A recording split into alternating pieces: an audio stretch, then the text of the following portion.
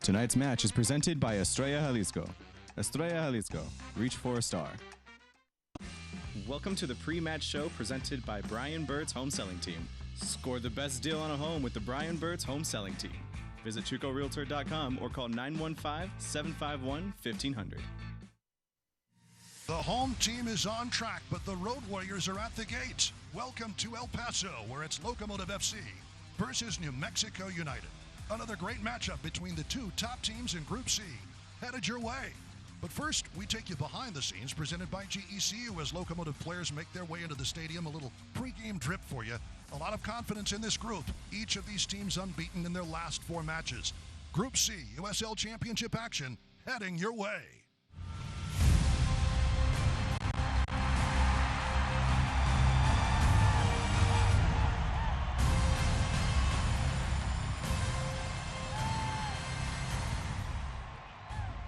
Welcome to the Brian Bird's Home Selling Team pregame show. I'm Duke Keith, joined, socially distant, by Michael Ballaghan, my broadcast partner, from a separate booth. And Michael, this match scheduled to be played in Albuquerque, but the Land of Enchantment still very much in lockdown due to COVID-19 restrictions. So every one of United's 10 matches so far has been on the road.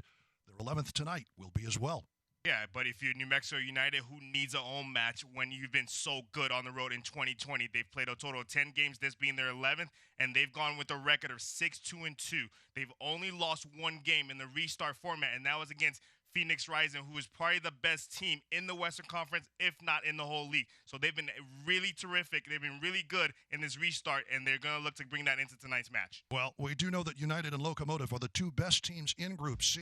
As we bring in the standings, El Paso in second with 15 points to New Mexico's 20, but Locomotive does have a game in hand. That said, United has been a thorn in El Paso Locomotive FC's side. Yeah, going back to 2019 when the Locomotive lost and tied a game against New Mexico United. And we saw the same early in 2020 when they played against New Mexico United. There was a draw and a loss to the Locomotive. So they're going to look to turn that around tonight and give the fans that are here at Southwest University Park something to cheer for. So what you're saying is we should be in for another good one tonight. I would tend to agree. That's going to do it for the Brian Bird's Home Selling Team pregame show. Does El Paso get its first ever win against New Mexico United? Or does United's Road Warrior ways continue? We'll find out on the other side of this break.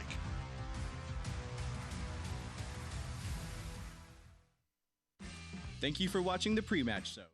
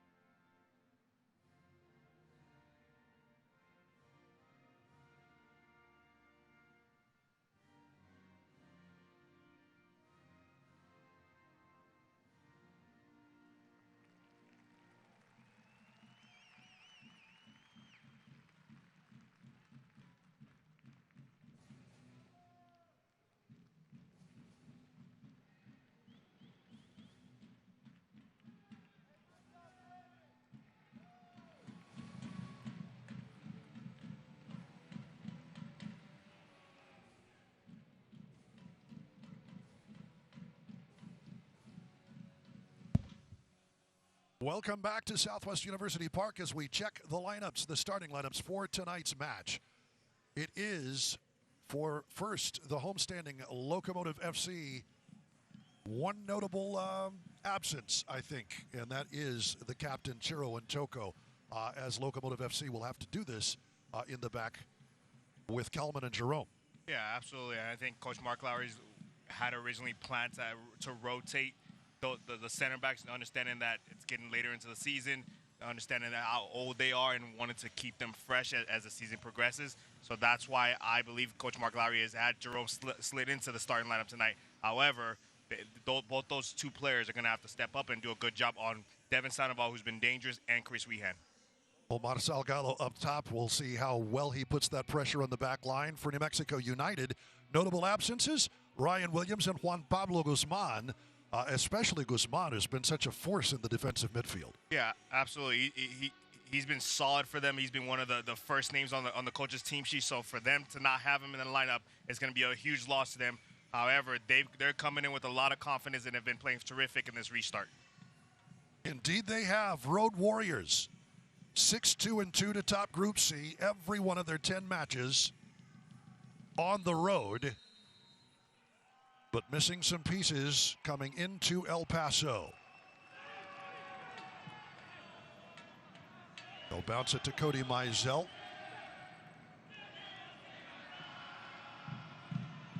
Eighth notch in full voice. More fans added, up to 22% capacity for Southwest University Park. We'll be talking about that. I know that it made a huge difference last week for Locomotive players to be able to celebrate with actual fans in attendance. But of course, social distancing measures apply. And really, credit not only to Southwest University Park, but Locomotive fans for doing a pretty good job of that. A wild shot that actually is going to be a shot on target. Solid effort in the end by Armando Moreno, who's been on something of a tear himself. Yeah, absolutely. He's coming in and scoring 3 goals in the last 3 games. So between him and Chris Wehan, they definitely have some threat going forward in their attack. That high press that Troy Lesane loves. We talk about New Mexico United and the absence this season of guys like Santi Muar. But defensively, they have been so much better. 4 clean sheets for Cody Mizell, and that defense and that high pressure has been very effective for United throughout. Yeah, and it's no surprise that they're better in defense, having brought in a Kalen Ryder from Real Salt Lake. He won the USL Championship last year with Real Monarchs, and somehow New Mexico United were able to get their hands on him and sign him in the offseason. So a great addition for New Mexico United. Little mix-up between Yearwood and Salih Mohammed. Of course, Kalen Ryden, part of Mark Lowry's Jacksonville Armada squad in the NASL some 3 seasons ago. And that will be a foul.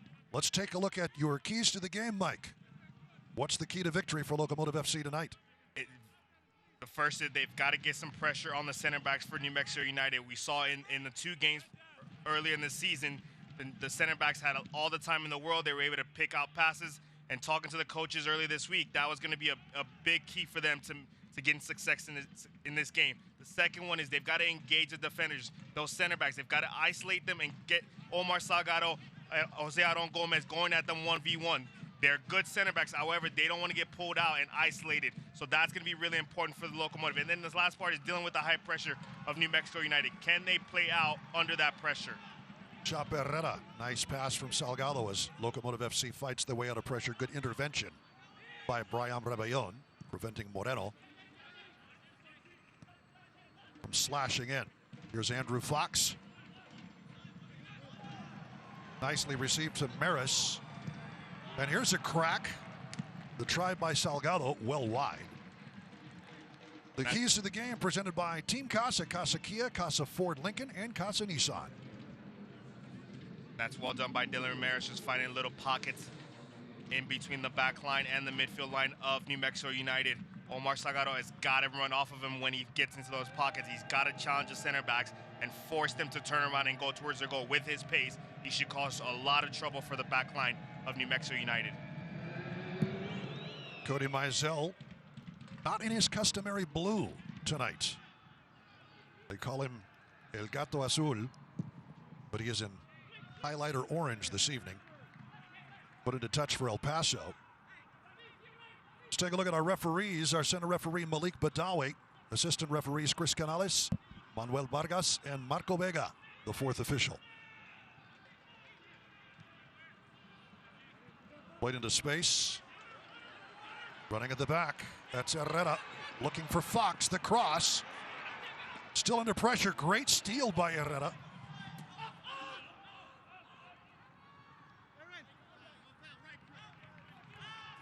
Josue Aron Gomez will keep it in play and reset all the way back to Brent Kallman. Introduced himself to the home crowd with a thundering header. I don't think he could have been any more wide open for that. Yeah, both Brent Kallman and Maka King. That's a really nasty shot from Brian Rebellon. He's going to be lucky not to get a yellow card on this. Rebellon taking down Amando Moreno, and a stern talking to. I think just the fact that we are into only our 6th minute might have saved him from a caution. We take a look again at this foul. Recognizing that Amando Moreno was awful on the races if he didn't stop him there. Here's a great chance for New Mexico United. They've been dangerous on set pieces. Scored a goal in the first 2 games against El Paso Locomotive. Weehan will steer this one in. Straight to Kettering. Speaking of Chris Weehan. Chris Weehan does nothing but score goals against Locomotive FC. That guy seems to have the magic touch, and he is their leading scorer again this season. Weehan from Laguna Niguel, California. 3-time USL Team of the Week, 6 goals, 2 apples in the season. And a couple against Locomotive FC this season. He's been absolutely terrific, picking up the slack for losing Santimar. Just a smart player, knows how to be in the right places at the right time. Very technical and able to absolutely crack one on frame if you give him enough room. They're going to have to keep an eye on him tonight and make sure he doesn't get slightest bit of space or time in and around the 18-yard box. Shout out to our friends in Albuquerque watching tonight on TV in the Duke City.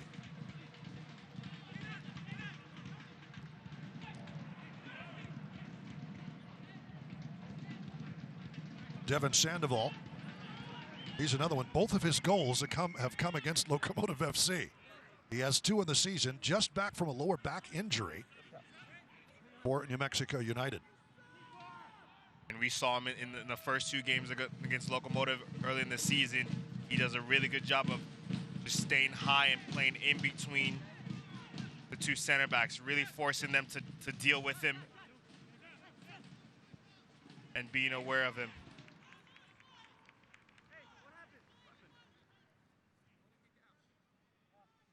And it is past the 7th minute. This was supposed to be starting in the 7th minute. We have, of course, gone a little bit further than that, but it is a 1 minute and 46-second show of support. What you're witnessing, a very significant moment. Locomotive and FC and New Mexico United, as well as many other teams in the USL, coming together to recognize the importance of equality, diversity, and inclusivity by using that minute and 46 seconds, 7 minutes to 8 minutes and 46 seconds, 2 very symbolic numbers, not to play soccer, but rather to honor the ongoing movement around social injustice and the need for positive change in our sports and in our society, Michael. Yeah, and last week we saw the unveiling of the Black Players Alliance, an organization recognized by the USL and the USL Players Association with a mission to effect positive change in the communities throughout the league. The Black Players Alliance released a statement that says, As black players, we want to use our voice to amplify the issues surrounding racism and social injustice throughout our country and be a conduit for positive systemic change. In alliance with the USLPA and with the support from the USL, we will continue to shine a light on the important issues affecting not only our players within the league, but also the communities we support, and we are dedicated to leading the charge for impactful change. Getting a solid round of applause. I know there are some New Mexico United fans who've made their way down from Albuquerque, but along with the fans here at Locomotive FC, we play on.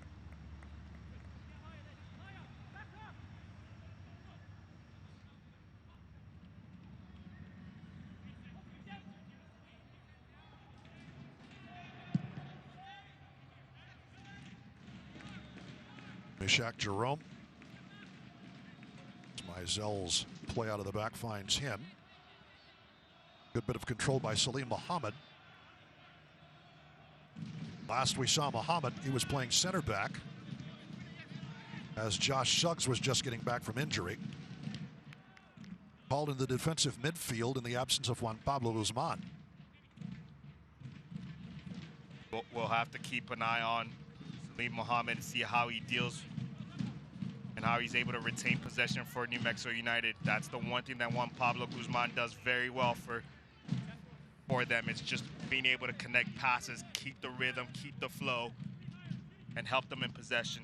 We'll see how this game goes with him missing in their midfield. Here with the long throw, looking for Wehan, headed out of trouble by Rebellon, but only so far as Tenari is still trying to scramble to get a piece. Fox will just knock it forward. The Englishman has seemingly found a home out of that left wing. Andrew Fox played just about everywhere. Center back, right wing, left wing, forward last season.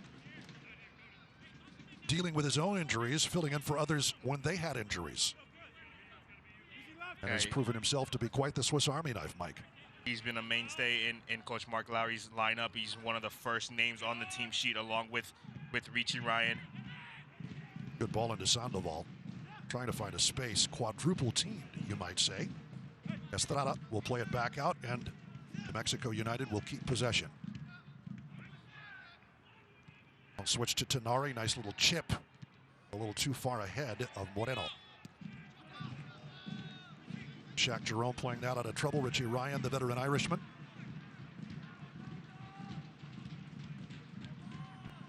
Rebellon getting it out to Salgado. Not too many touches for Salgado, at least in the first 12 and a half here.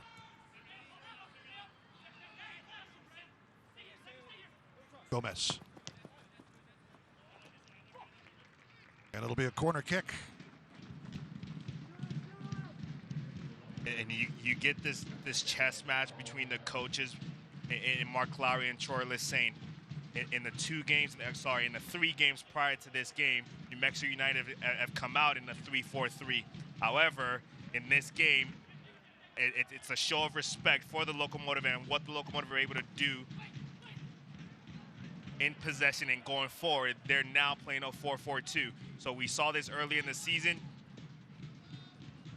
Oh, that bounces nicely. What a great job to get loose. Coming in on net, slides it across, and it's 1-0. Armando Moreno to David Estrada. Unselfish play by Moreno. And it was that little chip forward at midfield that broke him loose. David Estrada gets his first goal of the season, and it's 1-0 in the 13th minute. And what do you know? It's Chris Wehan who starts to break for New Mexico United, getting it to Armando Moreno, who's another player that's been on fire for New Mexico United. That combination between those two, they're going to be involved in every goal that New Mexico United scores. And we see that again here on the break, catching the Locomotive off guard and putting it in the back of the net. For Moreno.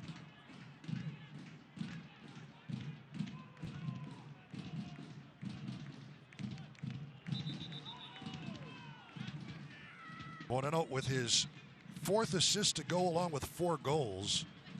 Was on a 3-match goal-scoring streak and points in 7 straight. Make it 8 straight now. 1-0 New Mexico United off of a busted corner kick. Locomotive not able to get possession. And Moreno's touch of class right about the midfield stripe got him loose.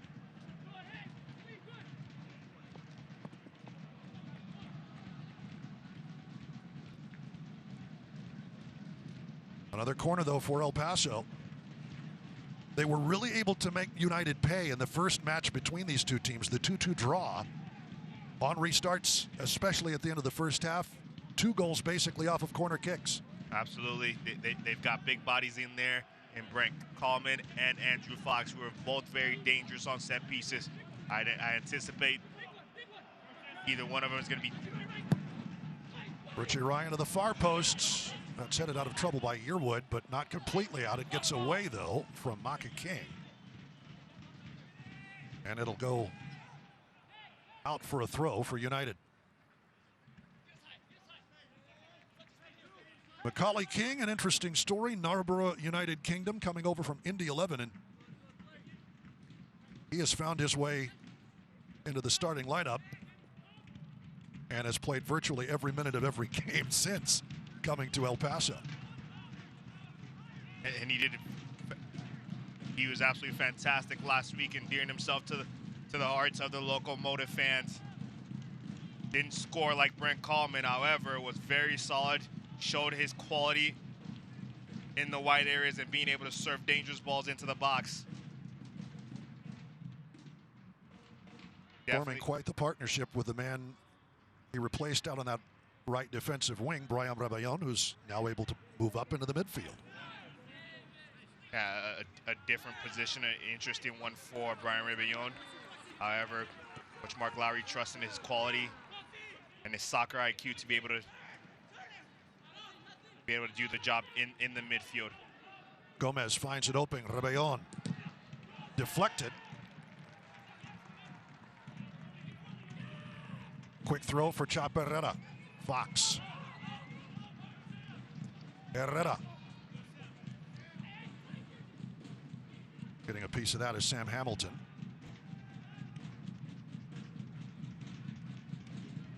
And it's worth knowing that in Brian Rebellon's second game in the midfield, he was able to get the game-winning goal last week against Real Monarchs.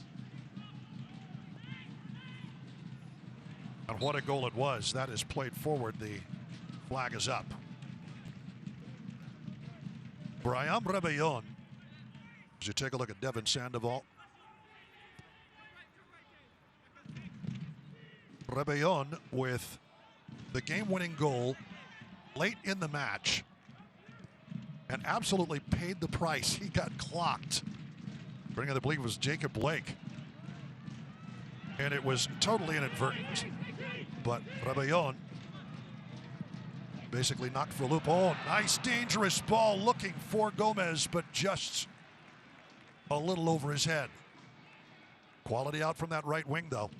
That's a decent service from Omar Salgado, just missing Jose Aron Gomez by a couple of inches. He showed his strength being able to get to that ball, hold the defender off, turn and serve a good ball in the box. I would like to see Omar Salgado, however, operate a little bit more on the left side, get on his favored left foot, and be able to hit shots on goal or drive into the box and create a bit more for the players around him. He's always finding himself on the right side, which puts him at a little bit of a disadvantage being on his weaker foot.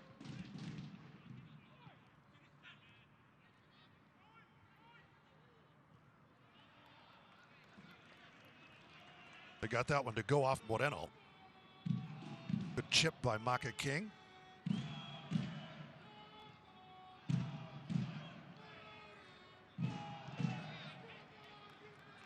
Sprayed way out for Andrew Fox. Herrera, good job of protection. Maris. King. Draws the double team. Good effort there by Josh Suggs. Las Cruces, New Mexico native.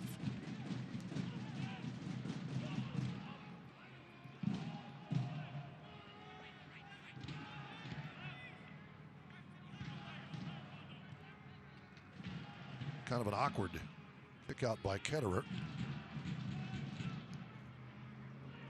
enough to Jerome. Flag is up, offside on Locomotive FC.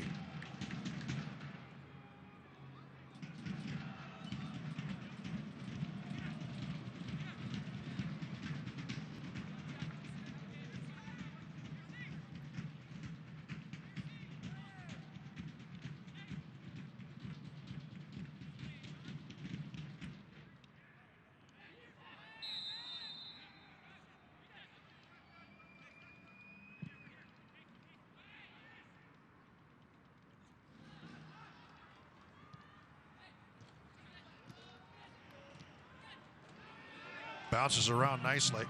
And here's Fox trying to find Salgado in space. You see him trying to switch to that left side, but Austin Yearwood with the interception. And you notice, again, going back to the chess match between the coaches, Austin Yearwood is a natural left-footed player. In all their games, he's played on the left side. However, recognizing the speed and the pace of Omar Salgado and needing additional coverage on this right side, putting Austin Yearwood as a right back. Interesting stuff. The chess match continues. One of the key pieces in last week's chess match for Locomotive was indeed Brian Rebellon. USL Team of the Week this week for his game winner. And with the game-winning goal late, but very effective in a new role. Playing a little more advanced than his normal right back position. And when you have someone like Maka King, that kind of gives you a little freedom to do so. Nice roll up to Salgado, who has shifted a bit left. Salgado to the far post, headed in, brought down by Mizell. Good work by Chaparrera. And that's perfect from Omar Salgado. Those are the runs in between Austin Yearwood and Sam Hamilton. Those are the runs that he has to make and he needs to make. If he can get turned and faced up and engage Sam Hamilton, he can take advantage of that matchup and really expose the backline of New Mexico United. Gomez with the header, intercepted by Mizell. Right place, right time. Locomotive FC back to work. Salgado has come all the way left. Effective double team, though. Salim Mohammed. But Brian really paid a price after scoring that goal, running into Blake's elbow, and he was down for a little bit, but none the worse for wear. Did the physicals and all of the necessary stuff just to make sure he was okay. Right back in the starting lineup tonight. Let's go down to our sideline reporter, Tanya Dominguez, with more on Brian. Tanya. Duke and Michael, yes, Brian Rebellon had an excellent game last week against Real Monarchs SLC. Head coach Mark Lowry was playing around with his lineups a bit, so that led to the athletic Rebellon going from defender to midfielder. And as we saw, that proved to be a pretty good fit for him. With his goal in the 86th minute and he solid play throughout the match, he earned himself USL Championship Team of the Week honors. Now, for those of us that remember and saw the game last week, Rebellon took a huge shot to the face as he scored that game-winning goal. And he was down for a few moments, but thankfully he was able to get up and walk off on his own. And as you mentioned, he did go through all the proper medical protocols, and he was able to get back on that practice field throughout this last week. So obviously that's good news for Rebellon. And I mean, so far tonight, he's looking like the player that we're used to watching. So let's see what's next here in the next couple of minutes. Back to you guys. Salgado. Thanks so much, Tanya. That was tasty. Nobody in white on the end of it. Now Salgado again proving dangerous. Can put so much behind the ball just by turning, and what would be a chip for others is a pretty direct cross for Salgado.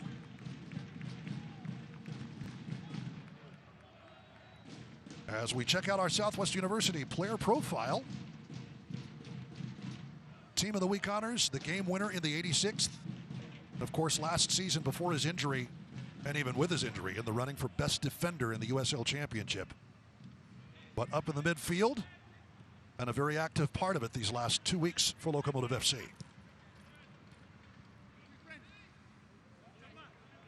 Good turn by Chaparrera. Can't get it by Yearwood.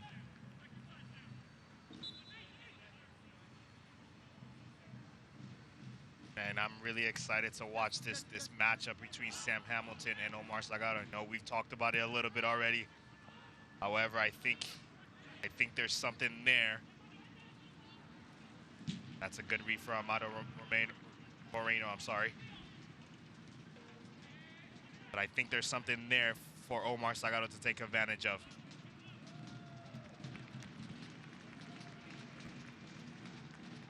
Mishak Jerome actually finds Gomez. Nifty back heel. Rebellon. Short cross, Salgado, the flick. Out it'll come, Fox. Turned aside, Mizell. That might have been wide, but Locomotive FC will get a Chick-fil-A corner out of it. That's a great back heel into Maka King, who's able to serve a really dangerous ball into the box for Omar Salgado. Oh, I'm sorry, Brian Rebellon serves it into the box, takes a slight deflection, and Andrew Fox not able to get enough on it. To the far post, down and in. Waiting is Maka King. Hello, El Paso. And it's the new fellas again making themselves valuable, showing their worth, showing their value to El Paso Locomotive. Last week it was Brent Coleman. This week is Maka King finding themselves free and open on the back post and doing the rest and just putting it into the back of the net. A great serve from Dylan Mares and well done from Maka King just to redirect it and get it on frame. King, free header. Mizell gets a touch. Not enough. 26th minute goal by the Englishman. Levels things here at Southwest University Park.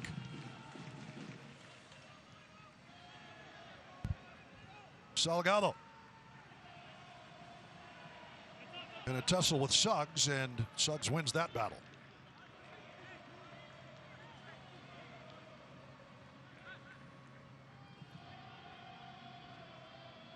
Hospitals of Providence goal scored by Maka King, his first in a Locomotive FC uniform. As we say, after being acquired from Indy 11, he has been in every match for Locomotive FC. Arrived fit and ready. Gomez. Low cross. Handled well by Mohammed. Richie Ryan gets position on Weehan. Locomotive FC will reset.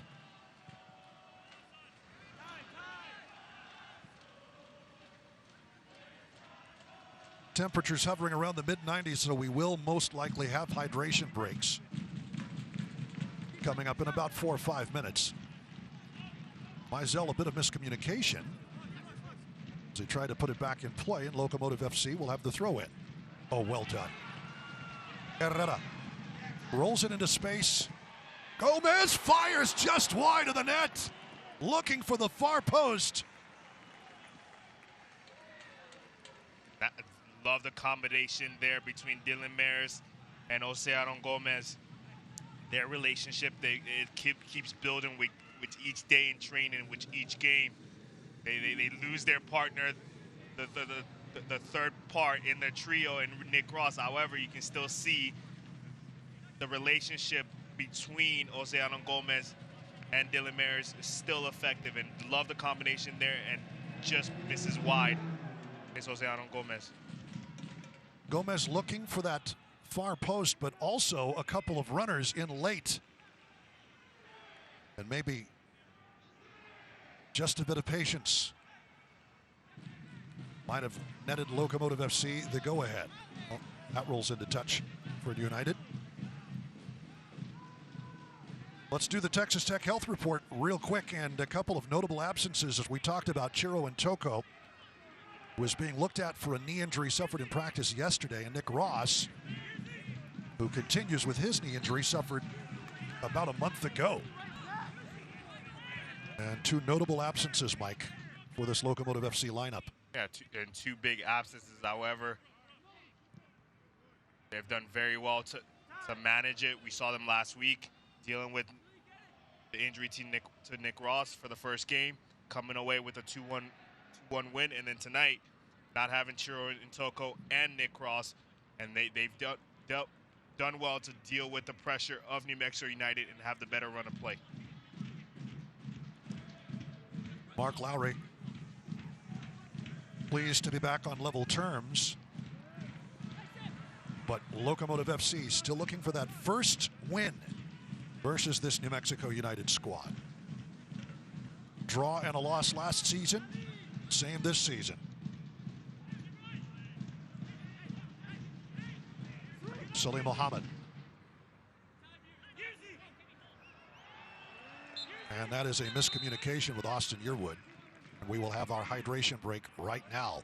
The Hydro Flask hydration break.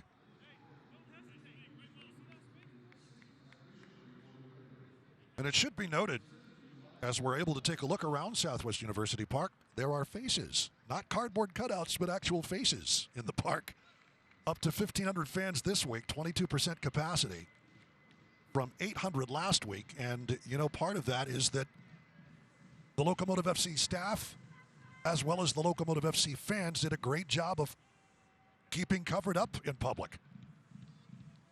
Scheduled to be played in Albuquerque. A shout out to those watching at home, to those watching in Albuquerque as well. As we take a look around the park, some New Mexico United fans are here.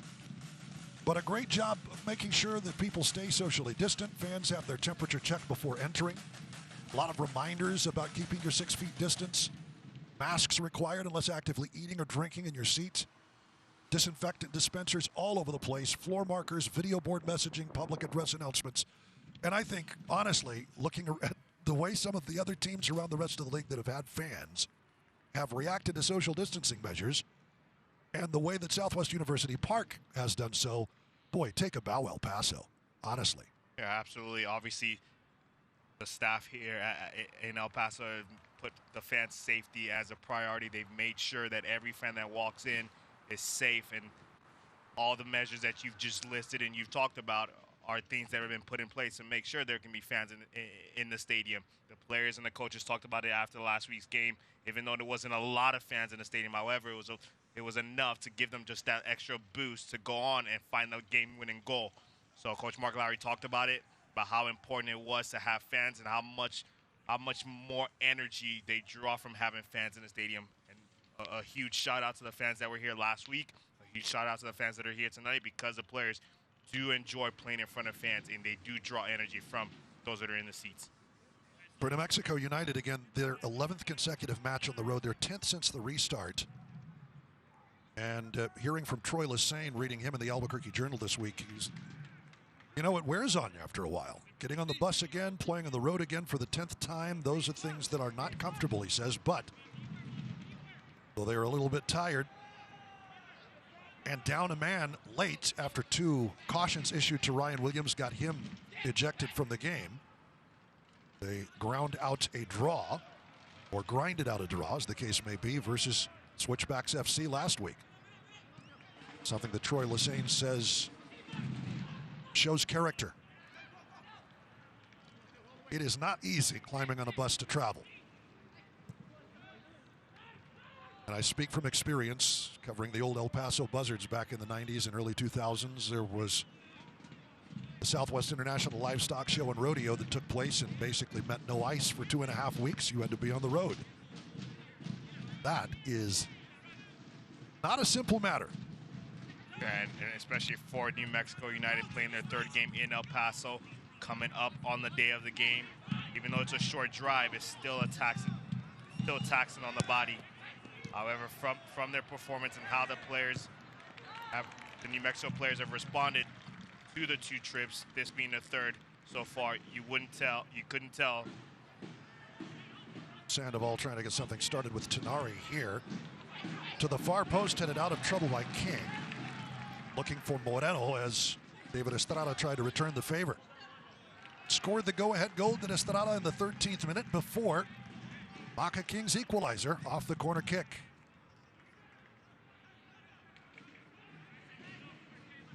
Little dap between King and Moreno.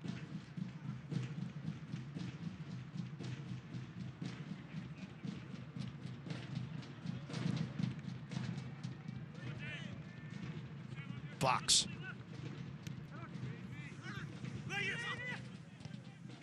Herrera trying to start something with Gomez. Well won. Devin Sandoval. Moreno in a dangerous spot. He'll send it wide. Weehan ready to go to work and lift it out. King will give a corner away.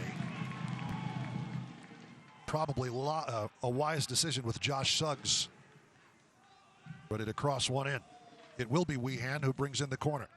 And the Locomotive have done a much better job playing out under the pressure of New Mexico. However, when they turn it over in the midfield, you see how quickly New Mexico wants to break and hit them on the counter. They've got to be mindful of that. Weehan, far post in swinger, will roll all the way through.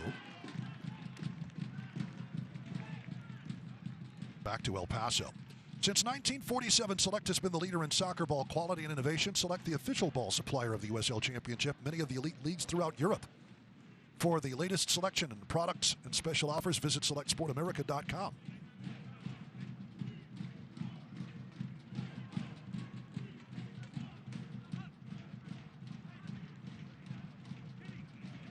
Locomotive FC trying to play out of the back, but here is Muhammad. Keelan Ryden. What a force he has been for Real Monarchs. Scored against Locomotive FC in the Western Conference Championship. Dangerous ball in. There's Weehan. Dylan Maris. Solid work. Get a piece of Rebellon's cross, did Muhammad, and he has the ball back.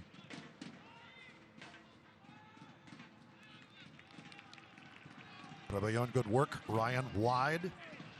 A bit of space for Fox. Gomez.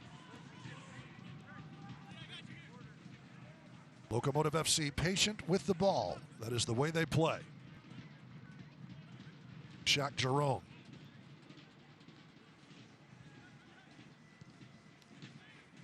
Salgado, I think, thought that was going to go a little further than it did. And Ryden does well to step in and intercept.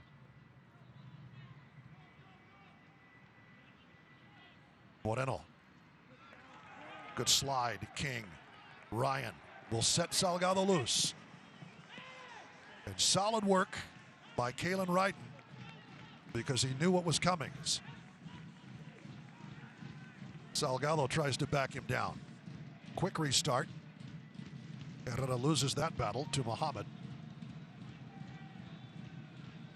Chipped away from Moreno as Sandoval tries to play him up. Locomotive FC. Yes, sir, go ahead. And as you watch this, Devin Sandoval, his movement is a little different from what we've seen in the last two games. He's not looking to get in behind and in between the center backs of the Locomotive. He's looking to be more of a hold-up play, coming towards the ball a little bit more, looking to get the ball to his feet. There's Weehan. Moreno. The trade-off between Ryan and Rebellon.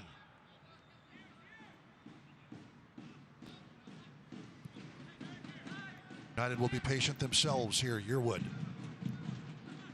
From left to right and back again. Hamilton, Ryden, and Yearwood. Good switch. Takes a bit to corral it. Tenari has that one deflected for a throw. That's where you lose a little bit in the chess match between the two coaches. Nice loft. Estrada trying to control. Tenari at the edge of the 18. Weehan trying to turn, gets a piece, but not able to time it correctly with Estrada.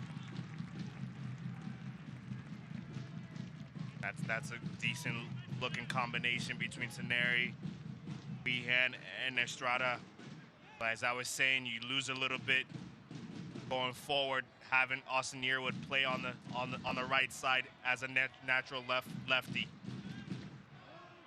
Got himself in really good spots, however, needing to come back to his stronger foot. And by the time he does that, defenders are recovered, the options are taken away. So you lose a little bit having a natural lefty play as your right back. However, Burleson feeling it's necessary to deal with the pressure and the ability of the Locomotive going forward. Here is Moreno, Tenari, Weehan, and Yearwood.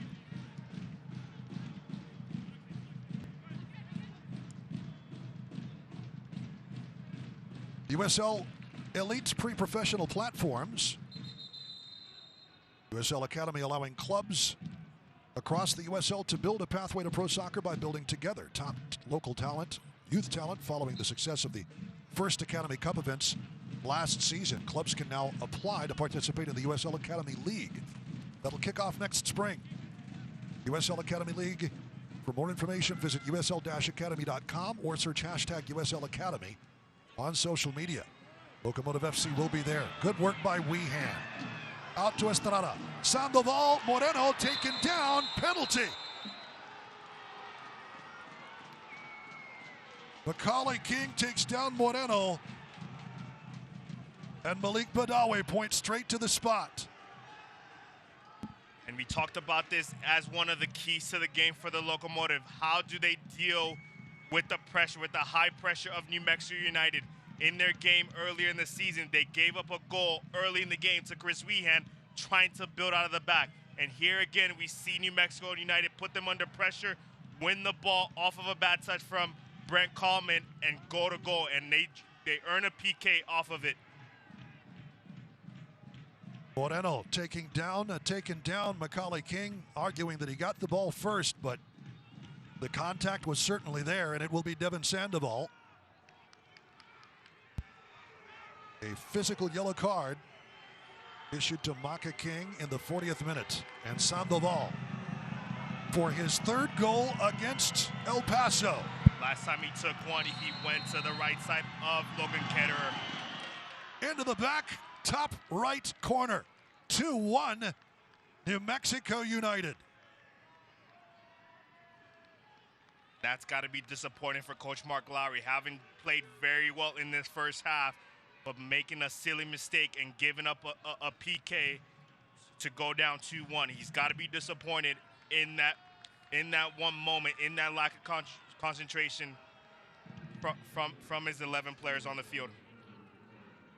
The 40th minute physical caution issued to Macaulay King. The 41st minute goal on the penalty by Devin Sandoval. All three of his goals have come here in El Paso. One in each of the three matches United has played. And the Kings of Chaos coming back to work.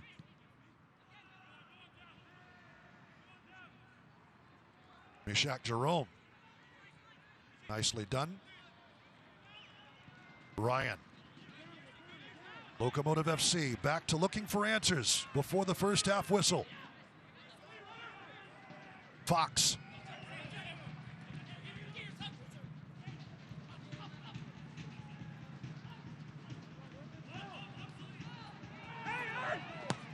Fox. Nice cross, far post, Salgado. Still in trouble, looking for a handball at Rebellon. No call, and Moreno will get it out. Solid effort by Kalman. We'll get it back again from Ryan. That's a really good response from the Locomotive coming off that PK and going down 2-1. We remember, if the fans remember, in the first matchup between these two teams, the Locomotive were down 1-0 with a couple of minutes left in the half.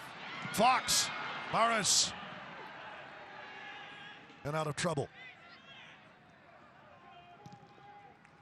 Ryan does well to win that.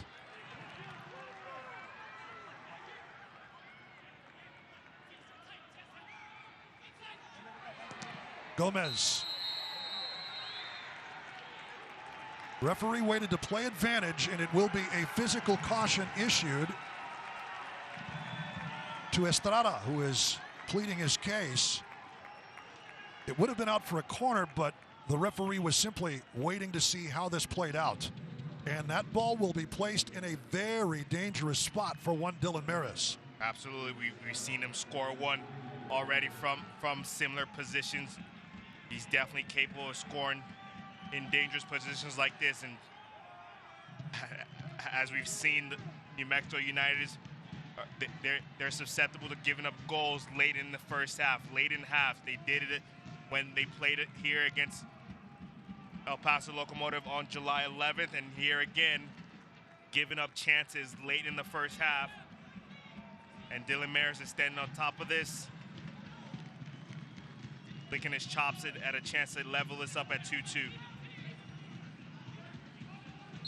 Maris has scored before Mishak Jerome. But it'll be Maris nodded off of Sandoval's head. The wall does its job. Nice chip. Rebellon to the back post. Flag is up. Flag is up. Well played, but the flag was up as Gomez puts it into the back of the net. There will be 3 minutes of Jarrito stoppage time here at Southwest University Park, but the plot thickens. Well, the wall does its job, but they're not able to get it completely clear. Good intervention by Richie Ryan, as there you see the official Jarrito stoppage time.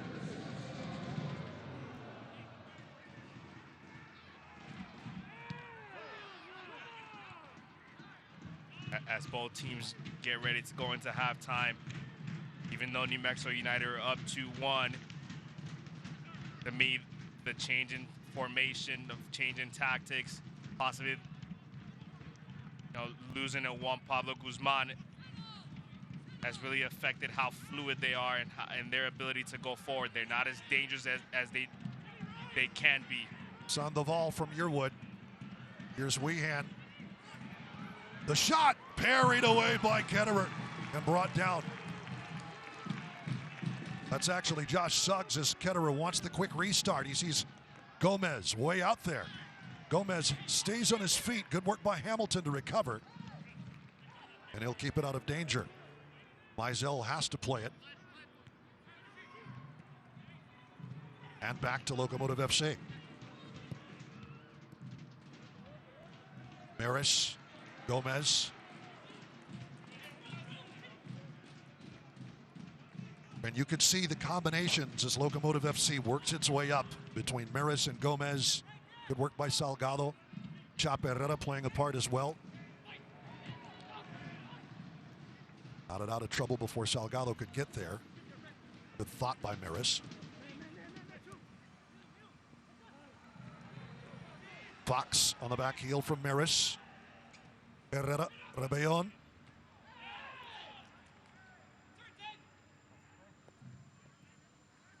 Little kung fu intervention, but for naught. Into the final minute of Jarrito stoppage time, we will go. Moreno, great work by King. Saw him there all the way, and space to move for the Englishman. Salgado is onside. Salgado wants to line one up. His shot parried away. Salim Mohammed. Weehan. And out of trouble. About 30 seconds to go. Too far ahead from Fox, looking for King. And that should just about wrap things for the first half. But the fans, the 1,500 in attendance at Southwest University Park, and our friends watching in both El Paso and Albuquerque have certainly seen a show here in half number one. And it's not quite done yet. Weehan. Right up the middle. Keeps it. Moreno offside. The flag is up. And that should do it. Indeed it does. To the halftime we go. New Mexico United, the Road Warriors continue. At the half, Locomotive FC 1, New Mexico United 2.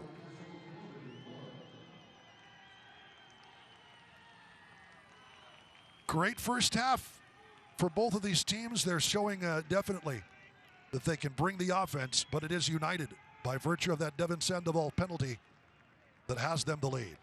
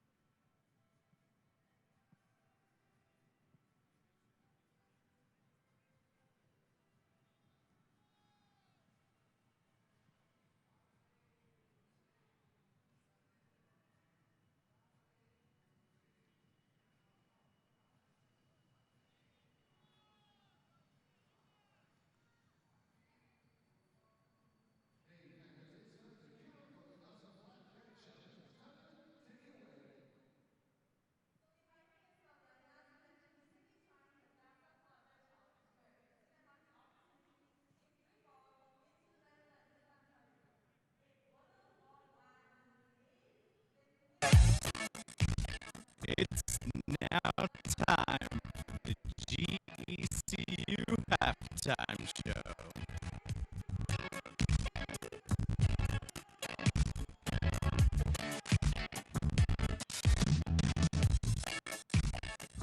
Welcome to the GECU halftime show. The score in El Paso is Locomotive 1 and New Mexico United 2. Tonight's Hospital of Province employee highlight is Zarina Kimboa Flores, a registered nurse in a neonatal intensive care unit at the Hospital of Province Memorial Campus. Zarina is an incredible nurse who cares for the smallest of patients needing specialized care after their birth. She makes it her goal to go above and beyond to provide compassionate care to the tiniest patients and their families. Zarina has recently been awarded the Daisy Award, which recognizes extraordinary nurses for their contributions to nursing. Thank you to Zarina and to all healthcare professionals.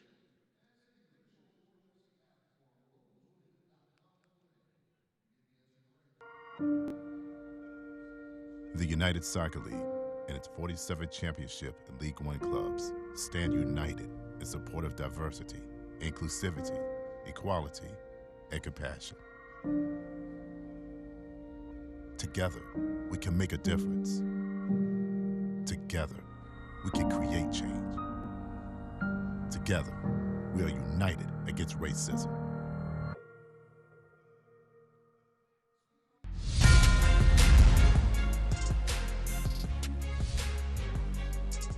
Lapa flicks it up for Brett. It's an outstanding combination, and a winning combination at that. Now out wide to Aiden Daniels. Daniels one-on-one, steps away from the jam, curls and scores!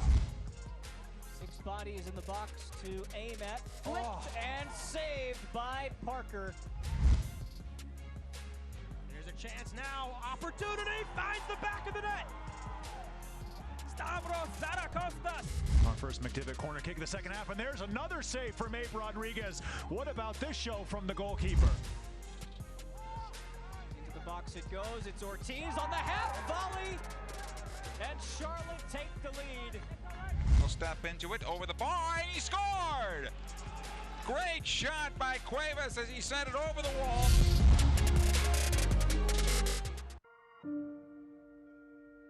The United Soccer League and its 47th championship in League One clubs stand united in support of diversity, inclusivity, equality, and compassion.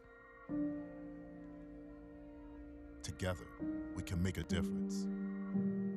Together, we can create change. Together, we are united against racism. It's now time for the GECU halftime show.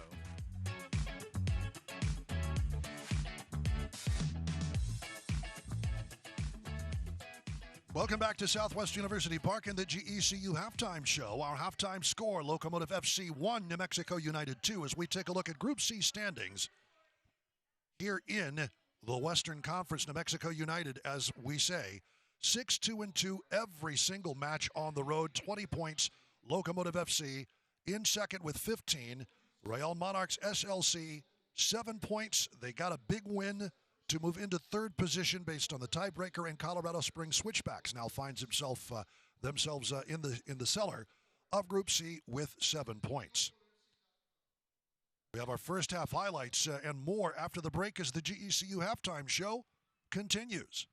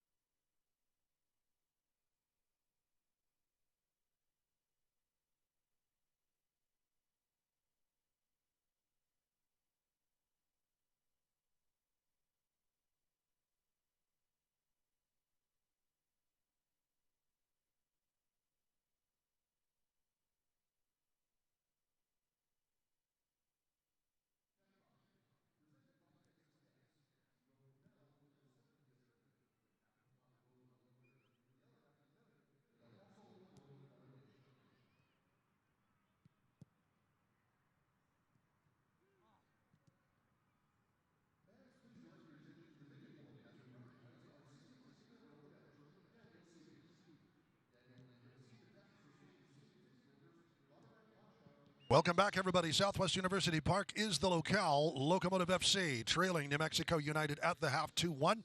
As we take a look at team news here for Locomotive FC, and it's led off by Brian Rebellon on the USL Championship Team of the Week after scoring the game winner in the 86th minute last Saturday, 1 week ago. 28 of 42 in his passes, won 10 of 17 duels, and he did this, Mike, playing in the midfield instead of defense. That shows just what kind of a quality player Brian Rebellon actually is. Yeah, he's definitely versatile, and you saw that last week. Coach Mark Lowry has confidence in him and his ability to slide into the midfield and fill in for the missing Nick Ross. And we've seen him 2 weeks in a row slide into the midfield. 3 weeks in a row slide into the midfield and get his first contribution last week in the game winner. Locomotive FC's Youth Soccer Club was announced last June the 10th. It's a 10-month schedule that includes practices, games, tournaments, and other top-level events. The pathway from youth to pro, and it is something you were a part of, Mike. It is really wonderful to see EP Locomotive FC really step things up in terms of educating some very able youngsters in the Sun City. EPLocomotivefC.com/youth soccer. And there is some talent here in El Paso, Texas. Yeah, definitely. We see 4 of them on the first team in Chapa Herrera, Guillermo Memo Diaz, Omar Sagaro, and Jose Aron Gomez, who he's played most of his career in Juarez. However, he's originally from El Paso, so there's definitely talent here in El Paso, and our job is just to continue to nurture that talent and provide them exposure, whether it's to the professional pathway or into college. 33% off already reduced gear. Get that stuff while it's hot at the Locomotive Team Store. Purchase online at EPLocomotivefc.com, or in person at the team shops at Southwest University Park. And let's take a quick look at the first half statistics, and obviously the one that matters is the one at the top, 2-1. But Locomotive FC has done well. 9 shots to New Mexico United's 4, 3 of those on target. And the passing accuracy, pretty equal for both teams, as is possession. New Mexico United has been doing just a slightly better job. And, of course, they have the 2-1 lead going into halftime here today. Yeah, they don't need a lot of shots, don't need a lot of chances. However, their conversion rate is one of the better ones in the USL Championship. They don't create a ton of chances, but when they do get in front of goal, they're very lethal, and they have the likes of Chris Wehan, Amado Moreno, and Devin Sandoval, who are a handful for every defense they've faced against so far. That will do it for the GECU Halftime Show. I thank you for watching. First half highlights and the start of the second half coming up right after this from El Paso, Texas.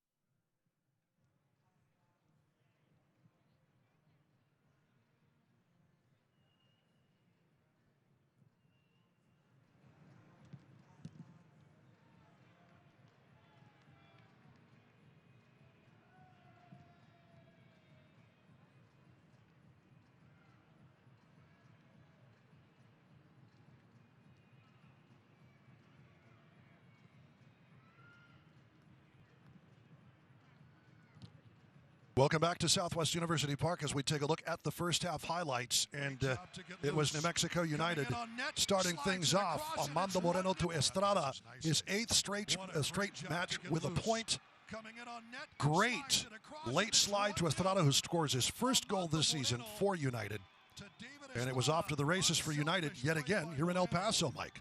Yeah, a very unselfish play from Moreno, recognizing that the angle was a little tight. So sliding into David Estrada, who does the rest and just puts it into the back of the net. Won't score easier goal all season for David Estrada. Salgado just missing Gomez, but here is the payoff. Dylan Maris, far post, and another free header. Second straight week Locomotive has been able to set one of these up. Maka King open on the right side, and Mizell gets a touch but can't keep it out. Maka King equalizes in the 26th minute, but as Maka gives, Maka taketh away. Slides and takes down Armando Moreno in the box. Penalty is the call straight away, and Devin Sandoval with his 3rd of the season, each coming against El Paso here in El Paso. Yeah, Devin Sandoval does very well. Cool, calm, and collected. Just putting it right into the middle of the net. Logan Carter gets in the wrong way, not able to do anything about that penalty from Devin Sandoval. As we're getting ready to start things up for half number 2 here in El Paso. So New Mexico United with a 2-1 lead, an eventful first 45.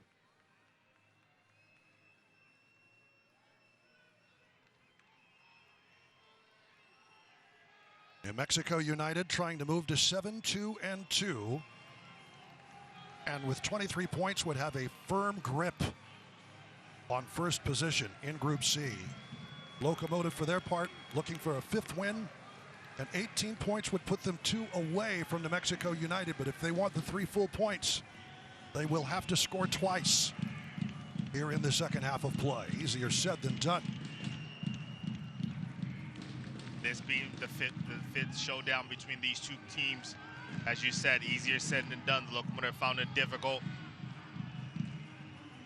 to earn 3 points against New Mexico United.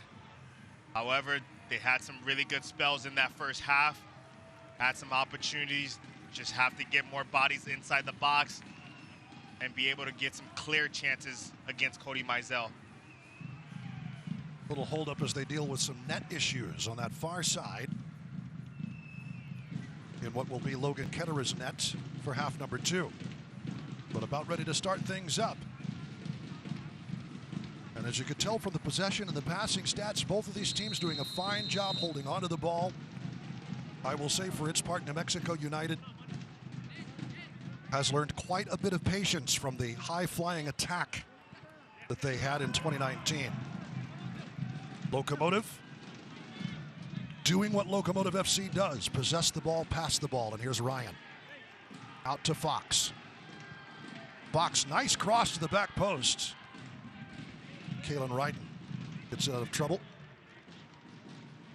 Ryan, a little heel turn.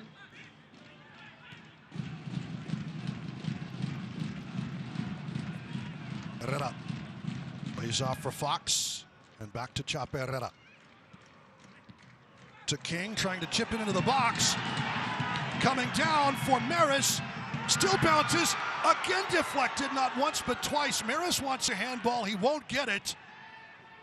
And New Mexico United survives an onslaught in the opening minute. But here comes El Paso again, and that is a foul.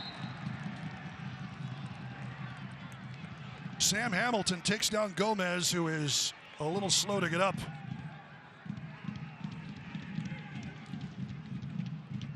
But another dangerous free kick coming for Locomotive FC just to the left of the 18.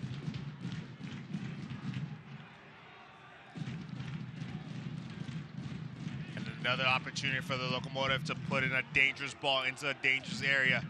He just had a couple of chances on frame or in the 18-yard box of New Mexico United. Not able to convert on those, not getting the lucky bounce that they need. However, a good chance for Dylan Maris to whip in something into the... Maris to the far post, headed out by Ryden. Moreno stretches for a little room. Maka King trying to put him under pressure. And it's blasted into touch by Hamilton. Let's go down to Tanya Dominguez with head coach Mark Lowry. I'm here with technical director and head coach Mark Lowry. Coach, what are some of the good things that we saw here in the first half between the top 2 teams in Group C play? I mean, we've had a great game. We're unfortunate to be 2-1 down. A poor decision from the referee. A couple of shots that we haven't hit the target on, but we've created tons of chances. I'm happy with the performance. We now need to go and win this game. We're seeing a lot of versatility with the players, with defenders scoring. Could you tell us a little bit more about the team's dynamic? Yeah, everyone's chipping in with goals. It's important. You know, it's not always on the forwards to score. Our midfielders and defenders have to score as well, and they've done that the last few weeks. Are we looking to see any more aggressiveness or stopping United in the second half? Yeah, I mean, we need to come out fast. We need to score early and score often because the game's there for us to go win. Thank you so much, Coach. Thank you. Thanks to Tanya Dominguez for that, as another dangerous free kick. Chaparreta taken down by Tenari at the pointed edge of the 18. And Locomotive FC, as good as their coach's instructions at the halftime locker room. Some big-time early pressure trying to find the equalizer. And again, it's Maris. In swinger. Nodded wide, Salgado. And a foul as the referee's whistle blows.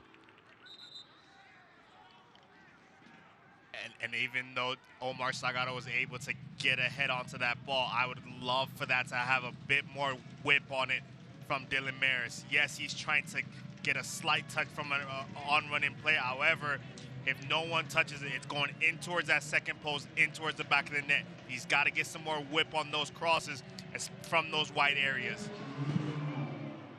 Honestly, you could say that it's almost too close to try and find that dip. There's not enough power generated from the cross, so the Oh, good work here. Chaparrera, that's deflected. Salgado trying to get there, and it'll be pushed out for a corner by Salim Mohammed. Chick-fil-A corner kick coming up. Again, Locomotive FC, full steam ahead. Really good start to the second half from the Locomotive. We know how dangerous they can be on set pieces.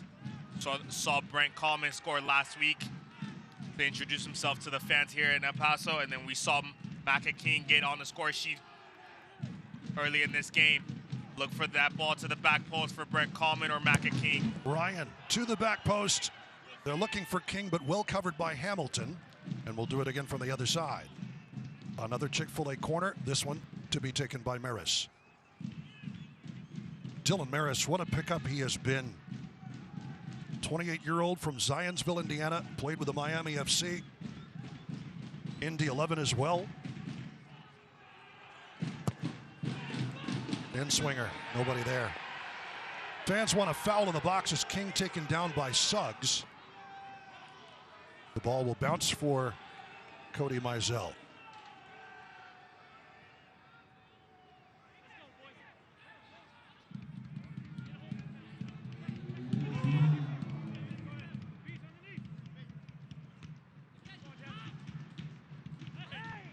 .27 chances created this season for Dylan Maris.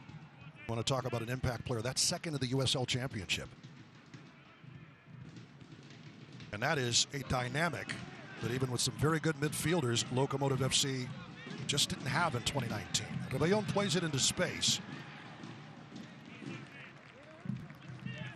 Suggs gets there first. Love this start for the El Paso, this start to the second half. Very intense, playing with a sense of urgency. Sandoval missed on that pass. King taken down by Sandoval, and the big Albuquerquean commits the foul.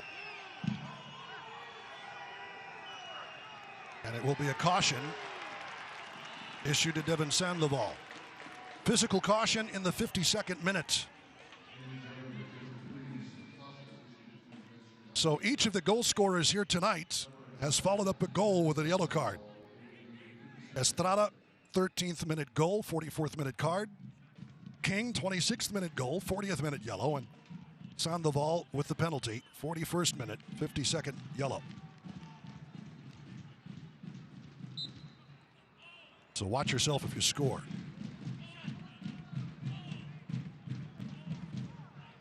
Maris boots this one. Sandoval will head it down, but only so far as Gomez. He'd take a crack and earn another corner. Chick-fil-A corner coming.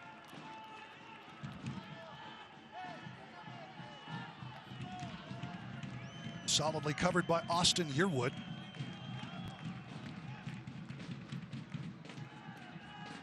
And Maris trots over to take it. His excellent Chick-fil-A corner nabbed El Paso's first goal off the head of Macaulay King. All the way to King, and he just missed it. Open to tow it home, but it goes wide.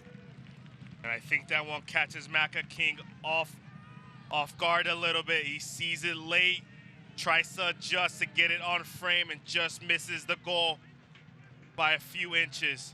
Another great cross, another great corner from Dylan Maris. Quality balls to the far post. Oh, he was right there. Sandoval taking down Rebellon. Out for a Locomotive throw.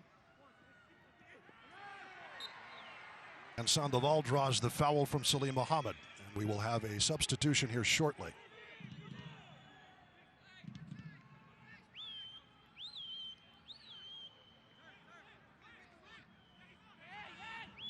King to Maris. Finding Rebellon. Why not? Rebellon trying to find an inlet pass. Hands it off. Richie Ryan deflected. Estrada got in front of that, and it'll bounce to Mizell.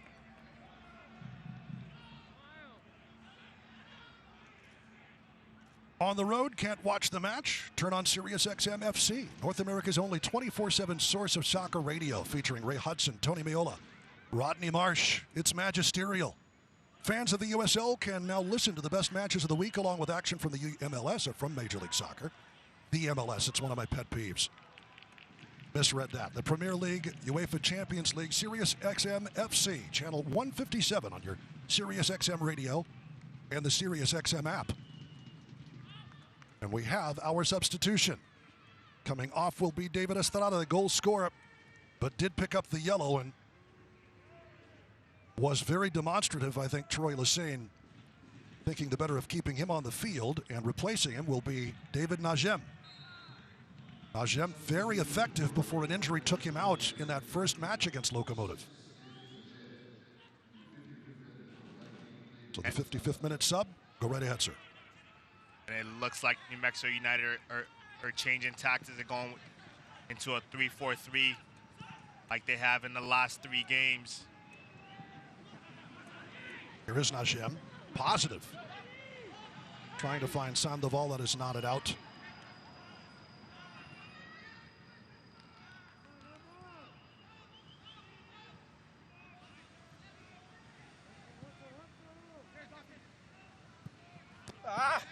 It's away from Earwood.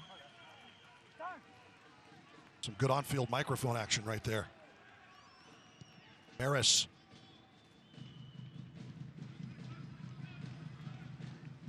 Nod to our A1 Chris Kinane. Back heel. Swung in. Here's Gomez. Give and go. That is offside. Chaparrera. About a step ahead of that New Mexico United back line. Ready to receive that back from Gomez, but it was Chaparrera who started the play. Really good pressure from Chaparrera and Andrew Fox on that far left side for the Locomotive. Winning the ball back. Trying to combine with Oceano Gomez. Getting a bit too eager and going offside was Chaparrera.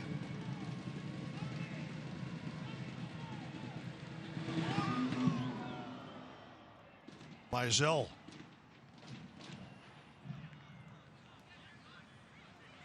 Nice bounce. Rebellon. Oh, nicely done, but Salgado can't get there in time, and well played by Kalen Ryden. That's the reason he's with United. Najem taken off the ball. That's Maris. Richie Ryan draws a crowd. 50 dance step. Fox. Gomez back heel. Played back. Chaparrera comes to Salgado trying to turn. Far post, and it's missed wide by Dylan Maris. This second half has been all El Paso Locomotive. Their pressure, their ability to win the ball back quickly off of New Mexico United. You see it here inside the box. Dylan Maris off balance, however, doing enough just to get it to Omar. Salgado not able to get himself balanced and have a quality shot on goal. But well done from the Locomotive, really putting New Mexico under pressure immediately after they lose the ball.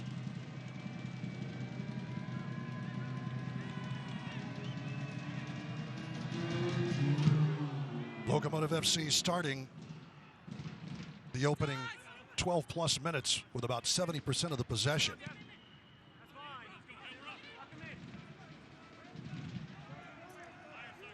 It'll roll into touch for Locomotive FC. New Mexico really nothing in the attacking third. Out of the back. Gomez on his horse, but again covered by Hamilton and Ryden. This will bounce nicely. Gomez trying to get there, but United first to the ball.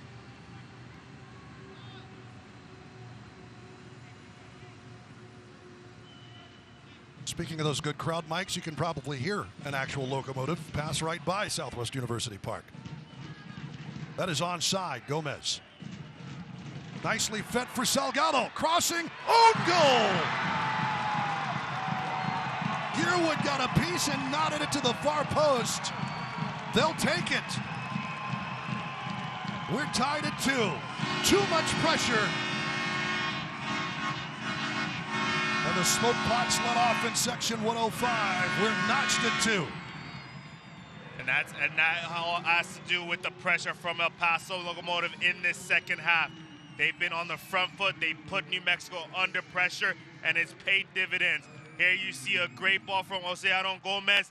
Omar Salgado trying to find the feet of Dylan Mares. However, Austin Yearwood unable to clear it and puts it into the back of his own net, leveling this up at 2 apiece.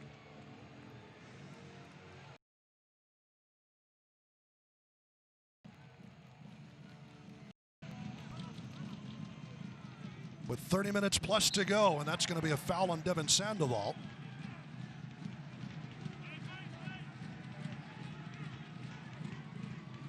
Takes down Brian Rebellon, whose teammates play on. Here's Fox. No rest for the weary.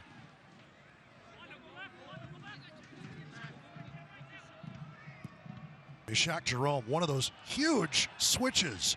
Chested down by Gomez, who can't control. Salgado will help El Paso win it back. Fox trying to nod one into Gomez. The pressure continues. Hamilton boots it.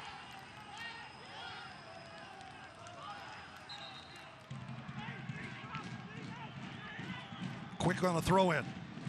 Too far ahead of Sandoval. Ketterer.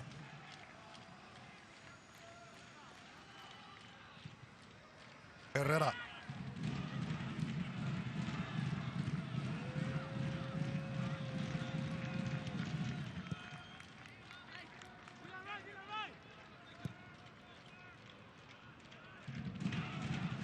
Only 2 own goals in Locomotive FC history.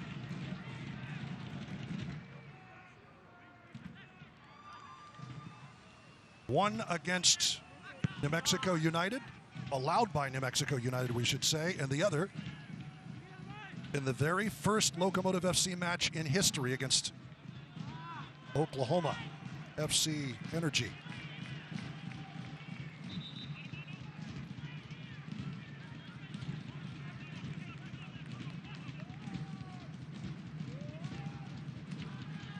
That was also notable because Deshaun Brown scored one of the fastest goals in USL Championship history. Maka King falling away, draws the contact and gets a further word from Malik Badawi. And Maka King should count himself a very lucky man right here, recognizing that he's going to lose possession of the ball, falls on it and grabs it with his hand. If I'm Maka King, as I leave the stadium, I go buy myself a lottery ticket, because how he doesn't get a second yellow card for that handball is beyond me. He smothered it like a hockey goaltender. That is not allowed in the sport of soccer. Here's Sam Hamilton. Yearwood looking for Suggs. It's a bullet. Well, Macaulay King will throw it in. Keeping that 4-leaf clover tucked in that left heel, maybe.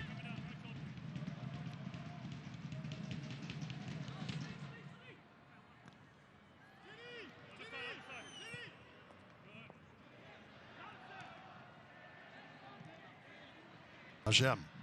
Last couple of minutes, we've seen New Mexico United settle down a little bit and go into that 3-4-3 formation that they've gotten really comfortable in the last few games. And content to play with the ball.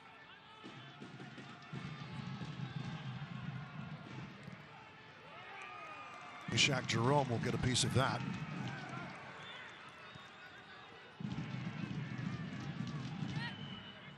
But a good run of play here for the men in black.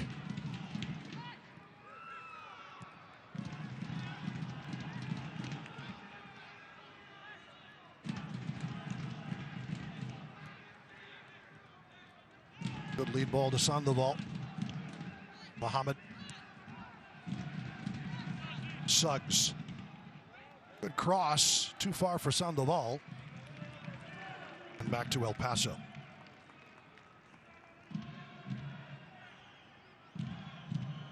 Don't miss the second of the action in 2020. Sign up today and get alerts all year long following your club on ESPN.com. Search for El Paso Locomotive FC or New Mexico United FC, then click the follow button to keep up with the latest news and scores, plus get reminders on the next match. Go to ESPN.com now, click follow for your club. On the carom, gets away from King. Yearwood cannot control.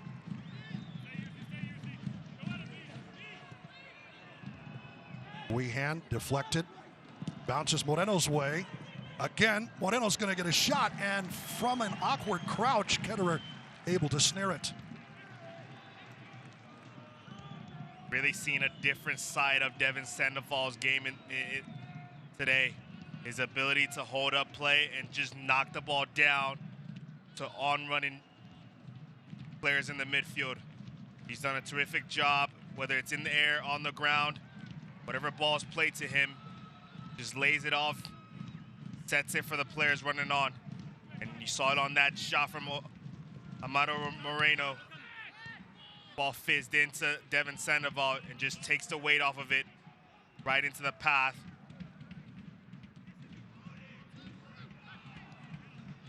Devin Sandoval, the big Albuquerquean, 6'1", 190 pounds. He was, as Omar Salgado was in El Paso, the first signing for United before it even had a name.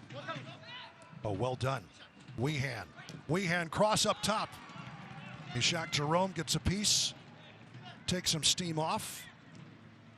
Locomotive FC goes to work to play it out.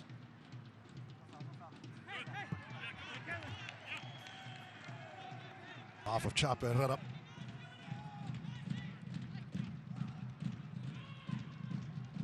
But Sandoval, don't say you can't teach an old dog new tricks.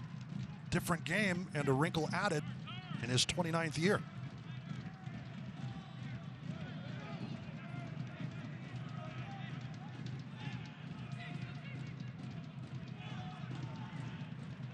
Played his first season on loan with Atlanta United 2, as Salgado did with Las Vegas Lights FC on loan from Locomotive FC. And in the middle, Wehan steering it wide, Tenare.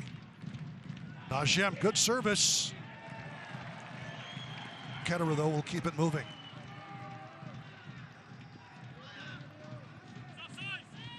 Rebellon to Chaparrera, pardon me, Gomez. That pass is off target, Tenare.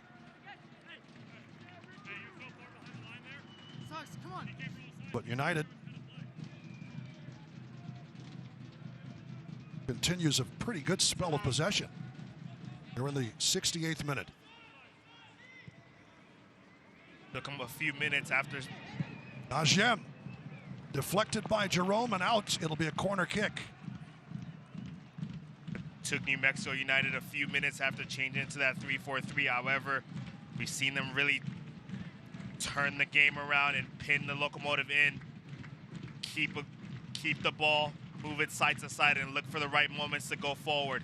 The Locomotive are going to have to do a good job of finding the right moments of pressure, getting back on the ball, and dictating the tempo again in this second half. Wehan to deliver the corner. Comes right into the middle and headed out by Coleman. Yearwood.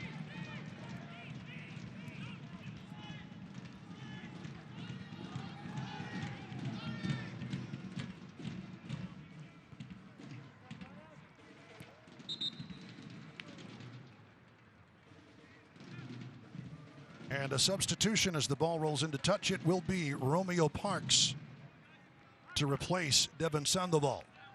One target forward for another here in the 69th minute. So Sandoval, his night is done.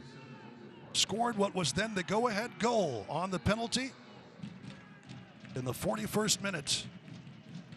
Coming back from a lower back injury, and you kind of figured Troy Lesesne would not have him play the full 90 tonight. Yeah, coming off a back injury.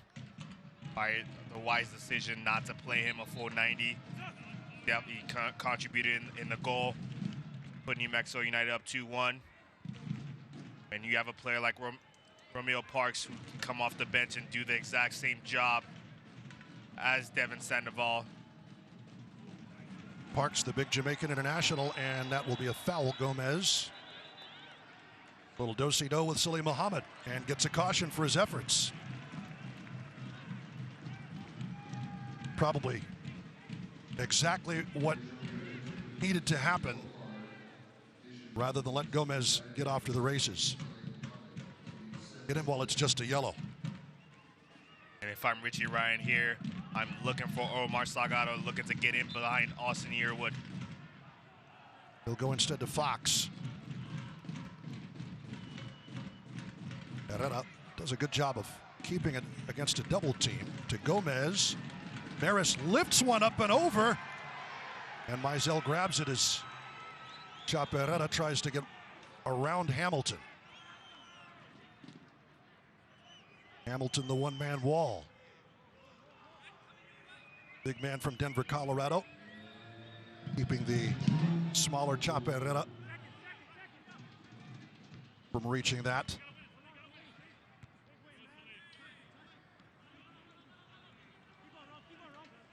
Rebellon will draw the contact.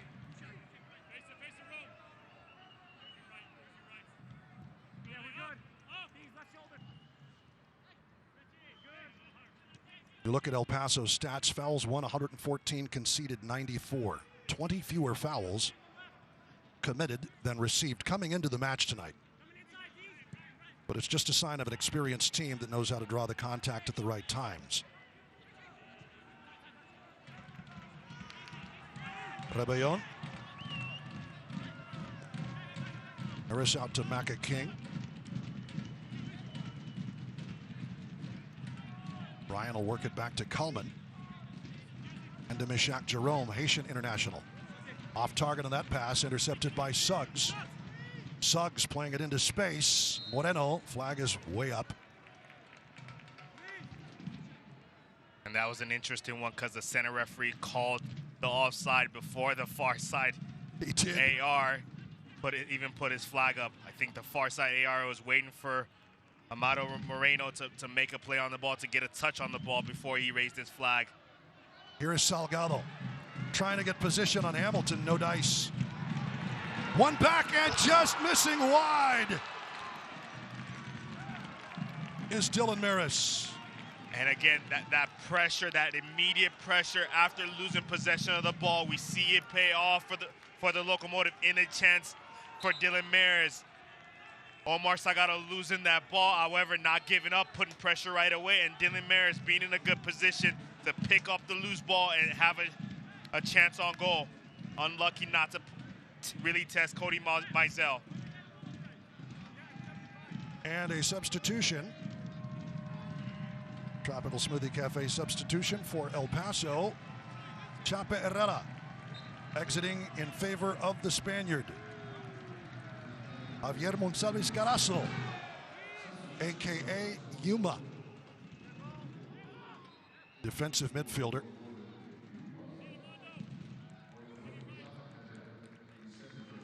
For attacking midfielder. We'll see how this shows out for Mark Lowry's Locomotive FC squad. And it looks like Coach Mark Lowry has made a little adjustment himself, going to what looks like a 4-2-3-1. Fox, Yuma, Bryan, and Jerome.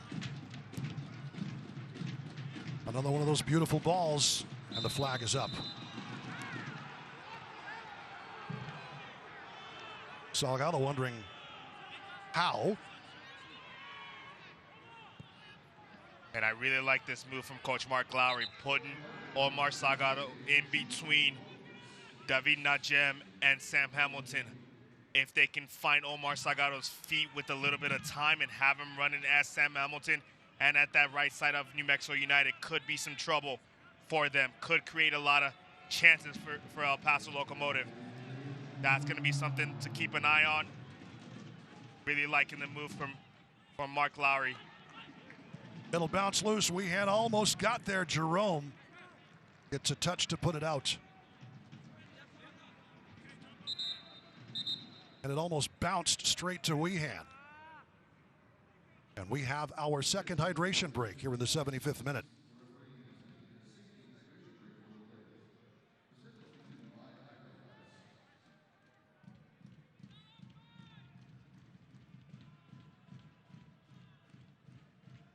Let's take a look at our Estrella Jalisco upcoming schedule for Locomotive FC. And it should be noted that the game that was to have been this last Wednesday against Switchbacks FC in Colorado Springs will now be at the end of the month on September 30th, as Switchbacks FC just taking the extreme bit of caution with someone near or on the team staff testing positive for COVID-19. But the next match at home against San Antonio FC, a Texas rivalry renews, and San Antonio FC, it's the only undefeated team left in the USL Championship, Mike. They have had a great season. Yeah, they've done absolutely terrific. Just their whole setup there, how they've been able to bring young players through their system into the first team. You've got to be really excited about what they're doing there. You look at the likes of Jose Gallegos, who's absolutely tearing up and doing terrific in the first team, coming from their youth setup. You look at a player like Pirano, who's established now. However, another player coming up through their system. They've done an absolutely terrific job, and I'm excited for them that they're getting the results, even though they're relying so much on young players. Indeed, and the Noche de Locos jersey will be available September the 16th. That is going to be waiting for you for the home match. It's not going to be on your El Paso Las Cruces CW. We'll have it for you on ESPN Plus. So if you want to be here to be a part of that and get one of those jerseys, they've got a little discount waiting for you. Noche de Locos, the September the 16th. The jersey available at eplocomotivefc.com as well. And if you want tickets to the match, eplocomotivefc.com under Tickets tab, and you can find yourself on the waiting list, as we are allowing up to 1,500 fans here at Southwest University Park now. Should be a trying next 8 days or 8-day period for the Locomotive. 3 games in a matter of 8 days. Not easy. However, Coach Mark Lowry is going to have to rely on the depth in the squad and the rotation of players. Well, pressure yields a back pass that goes over the back line, and it'll be another corner coming for El Paso. Richie Ryan. Chick-fil-A corner kick for El Paso. The Irishman. Into the middle, punched away Mizell. Just a bit behind Fox. Ryan. Back heel to keep it on. What a piece of work. Gomez flicked to the far post. Mizell intervenes. Fox and Salgado there.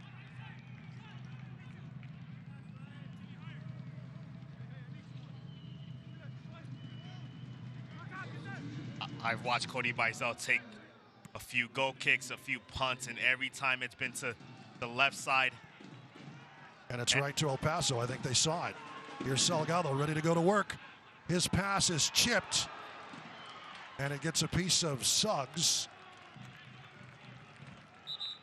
Rebellon ruining his late arrival. Substitutions coming up. Double subs for New Mexico United, as Rashid Tete and Daniel Bruce making their way into the games. For El Paso, it will be Macaulay King here in minute 79, coming off the field in favor of Leandro Carrijo. He's been a stoppage time sub for El Paso the last couple of matches, but the big Brazilian from Locomotive FC's sister squad, FC Juarez Bravos, making his way with 11 minutes plus stoppage time to play. And this is definitely an offensive-minded substitution for Mark Lowry, recognizing the importance of this game and trying to get 3 points to put themselves within two points of New Mexico United with a game in hand. If they can win this game, they're 2 games within New Mexico United, with that fourth game against New Mexico United as a possible group winning game for them. Good work by Salgado's trying to win it back. Gets taken down, but he committed the foul first. As he takes down Rashid Tete, who sees his first game action. And that perhaps a tactical adjustment for Troy Lesane to get Tete's big body out to match Salgado. Good touch by the Ghanaian.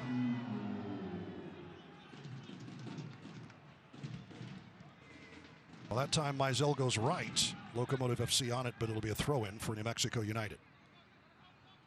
Sam Hamilton and Armando Moreno coming off in favor of Tete and Bruce. Just a reminder, each team has 3 opportunities to make 5 substitutions in game. Halftime does not count as one of those 3.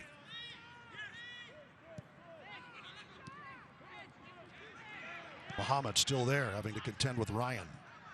Tete. Back to Ryan. Blasted out by Mizell. Well seen. Yuma.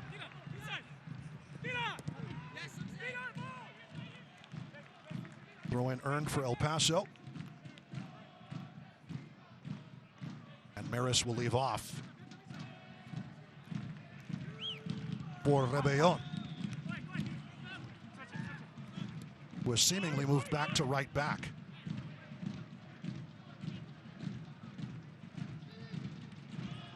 The absence of Macaulay King, and Fox is going to earn a caution here. So the physical caution issued in the 81st minute. A heavy touch from Andrew Fox. Najem.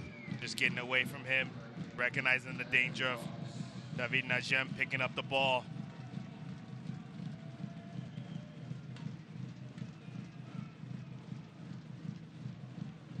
That's going to hurt tomorrow. Oh, man. Najem still down, being helped to his feet by Fox, who offers an apology. Okay. And here is Wehan, whose name we have not called a great deal in this match. Wehan, all the way up, headed out of trouble by Coleman. Kept moving by Yearwood, but out of play.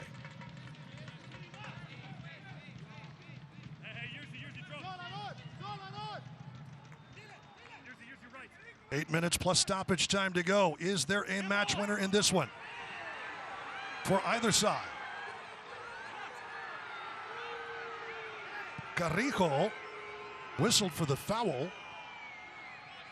Fans not liking that. Seeing Muhammad tangle. Here's Wrighton.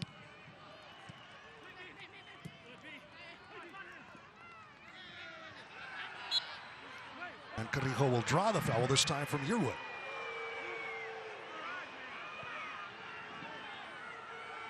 Whistle for another foul, though.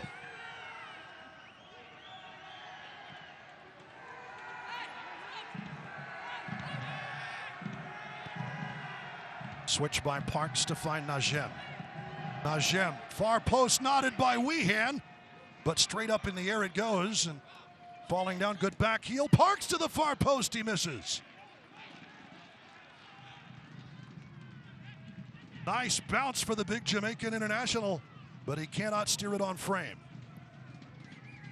And we talked about not calling Chris Wehan's name often, however, popping up inside the box Yep. In the right place, almost doing enough to get a header on that. That's the danger of a player of his quality.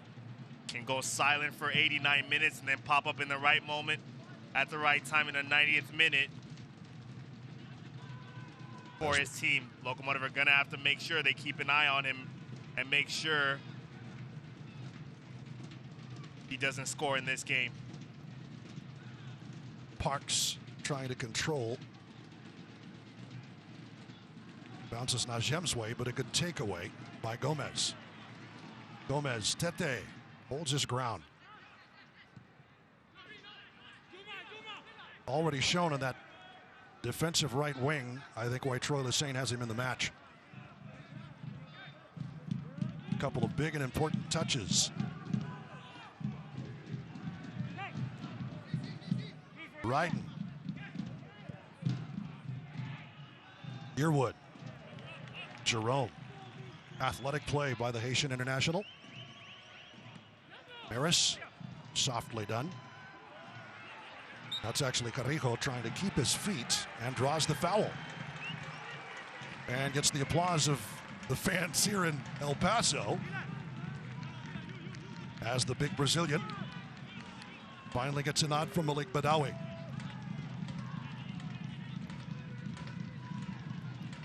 And this is a little far out, about 36 yards, but Maris putting it in quickly to Ryan. Rebellon pops it into the middle. Ryden had position on Carrijo.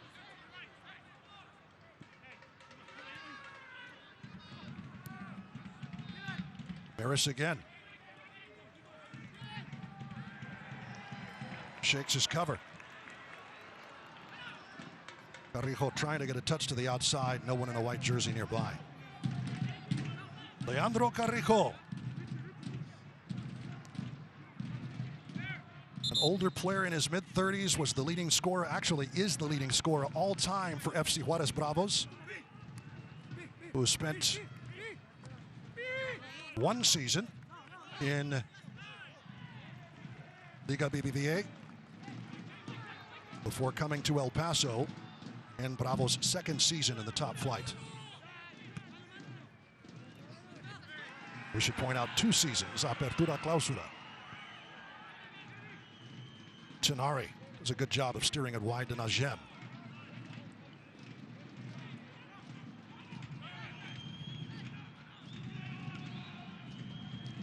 Mohammed finding Najem again. Spin that open man on the right wing. Tenari lofting it to Parks, looking for the far post. It's wide. The flag was up anyway. And New Mexico United has looked really dangerous when they've been able to settle the ball down and connect a couple of passes, get it out to the far right side, and get some service inside the box.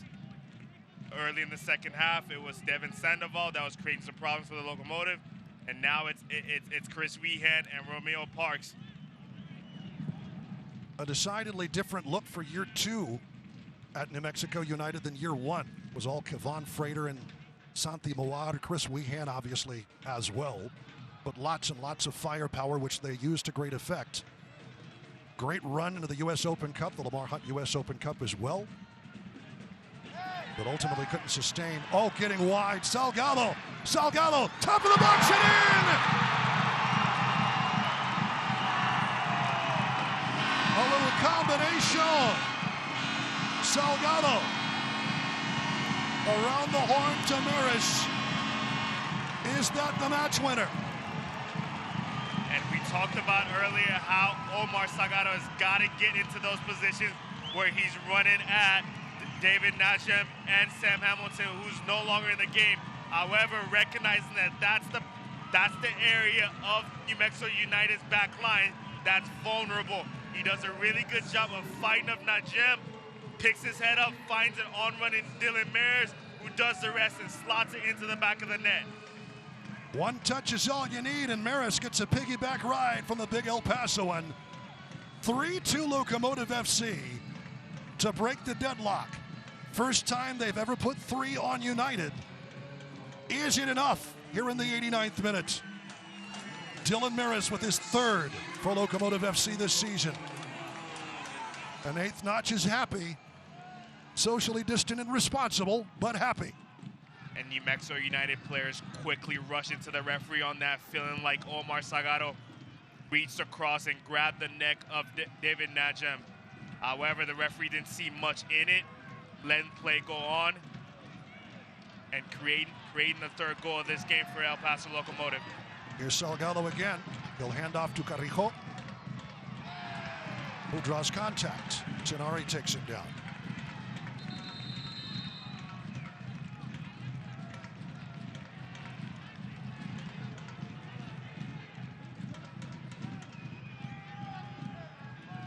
Locomotive FC has made a habit over the last few matches of scoring late winners. It's not done yet. It's a third goal. It's not a winner yet. Carrijo gets a lick to it, but so does Parks.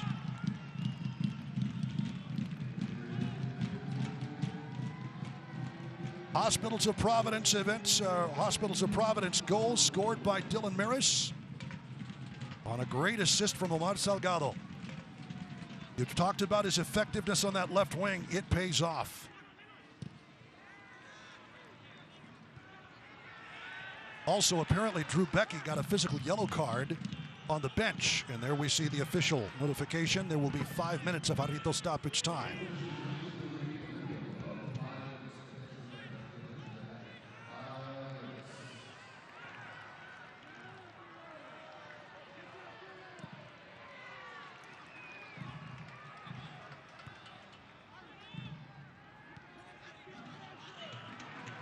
Another good bounce for Salgado.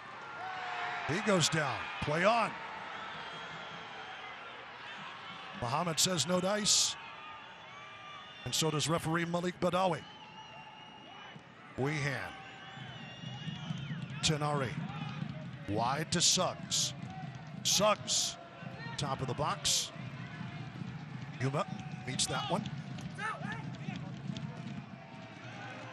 How about that piece of work by Dylan Maris?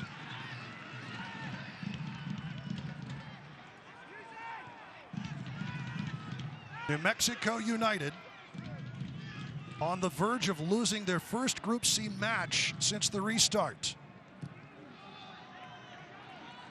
Of course, losing to Phoenix Rising FC.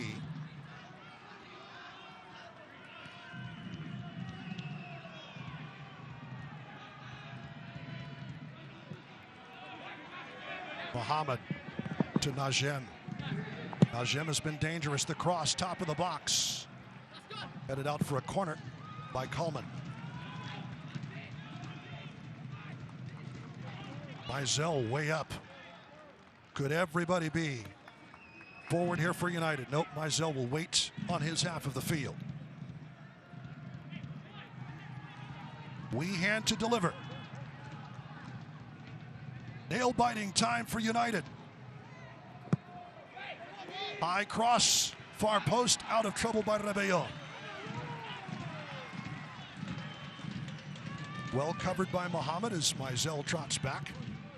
Tenari pushing it forward, but not anywhere near a target he wanted. About halfway through Jarrito stoppage time, Locomotive FC looking for a first ever victory against New Mexico United. And it could be a big one to close the gap in the group, to put them within 2 points of the group leaders. Tete sidestepping Carrijo. Najem will switch it back to Yearwood.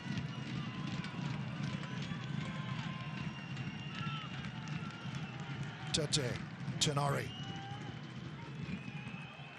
Chipped in Parks, far post headed, out of trouble. Coleman, great intervention. Not done yet. Ryden was there to steer that.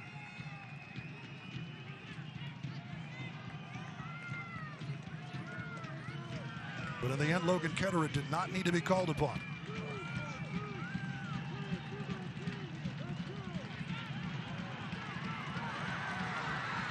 good win by Carrijo here, and Salgado is loose. Omar Salgado trying to bring it down, gets a touch and off the side. It's rolling around in the back. He wants a penalty, and we've got a substitution.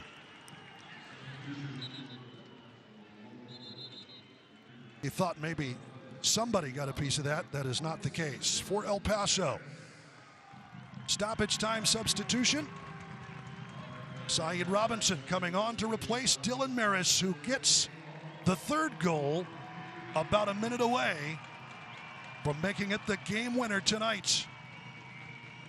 And Dylan Maris has shown that he's a player that's able to step up in big moments late in games and get game-winning goals. We saw him against RGV Toro step up, get the game winner in that one, and here again he is getting the game, potentially the game winner against New Mexico for the first win against their neighboring rivals.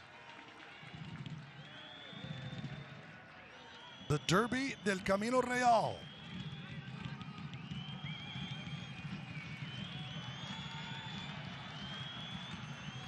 Yuma playing way forward. Touch to that, Carrijo bounces to Parks. Fox, deflection, loose of Ketterer, and it's going to be a foul as Ketterer undercut by Daniel Bruce.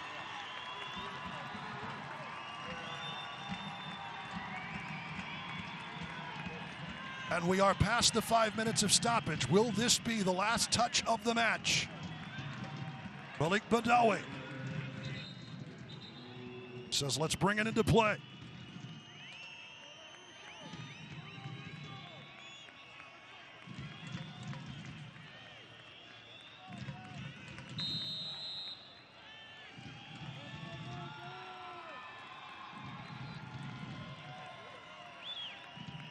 Logan Ketterer certainly taking his time, boots it into the sky. We play on. Chested down. Good job by Carrijo. Gomez down and back up again.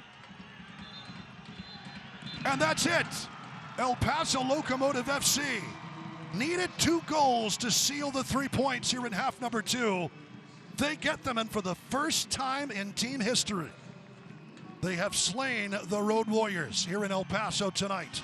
3-2 Locomotive FC over New Mexico United to send 1,500 fans home happy on a Saturday night in the Sun City.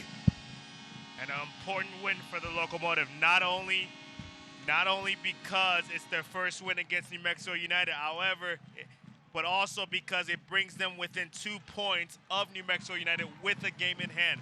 That next game against New Mexico is going to be a crucial game, and a game that could possibly decide which team wins the group.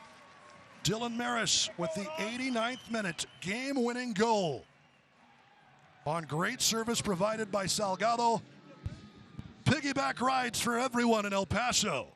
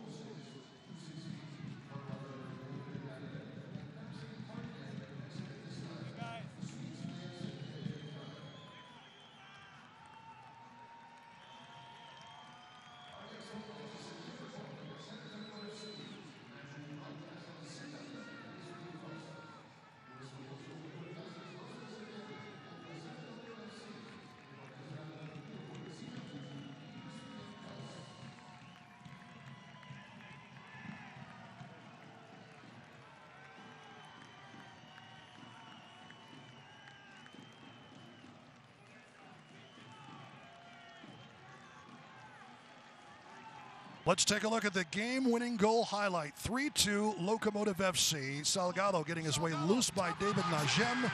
Out to Dylan Maris.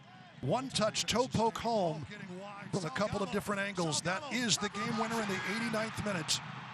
And Michael, El Paso finally is able to beat New Mexico United. Yeah, a big win for El Paso Locomotive. And a terrific job on that goal from Omar Salgado, fighting through the challenge from David Najem, picking his head up and slotting the ball to Dylan Maris, who does the rest. There you see it, fighting through the challenge. A great ball cut back. And Dylan Maris celebrates with Omar Salgado, recognizing how important that goal was. Let's head downstairs to our sideline reporter, Tanya Dominguez, with our Estrella of the match. Could there be any doubt? Tanya.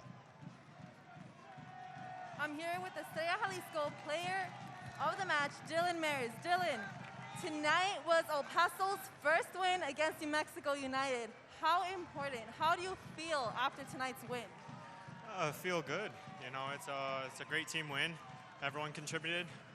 We tactically, you know, we played them multiple times now, so you know, we every game we change and adapt and do what we need to do, and you know, we're still giving chances away that, you know, we shouldn't be, but you know, we fought for 90 minutes and it showed. You know, we came out and finally got the win.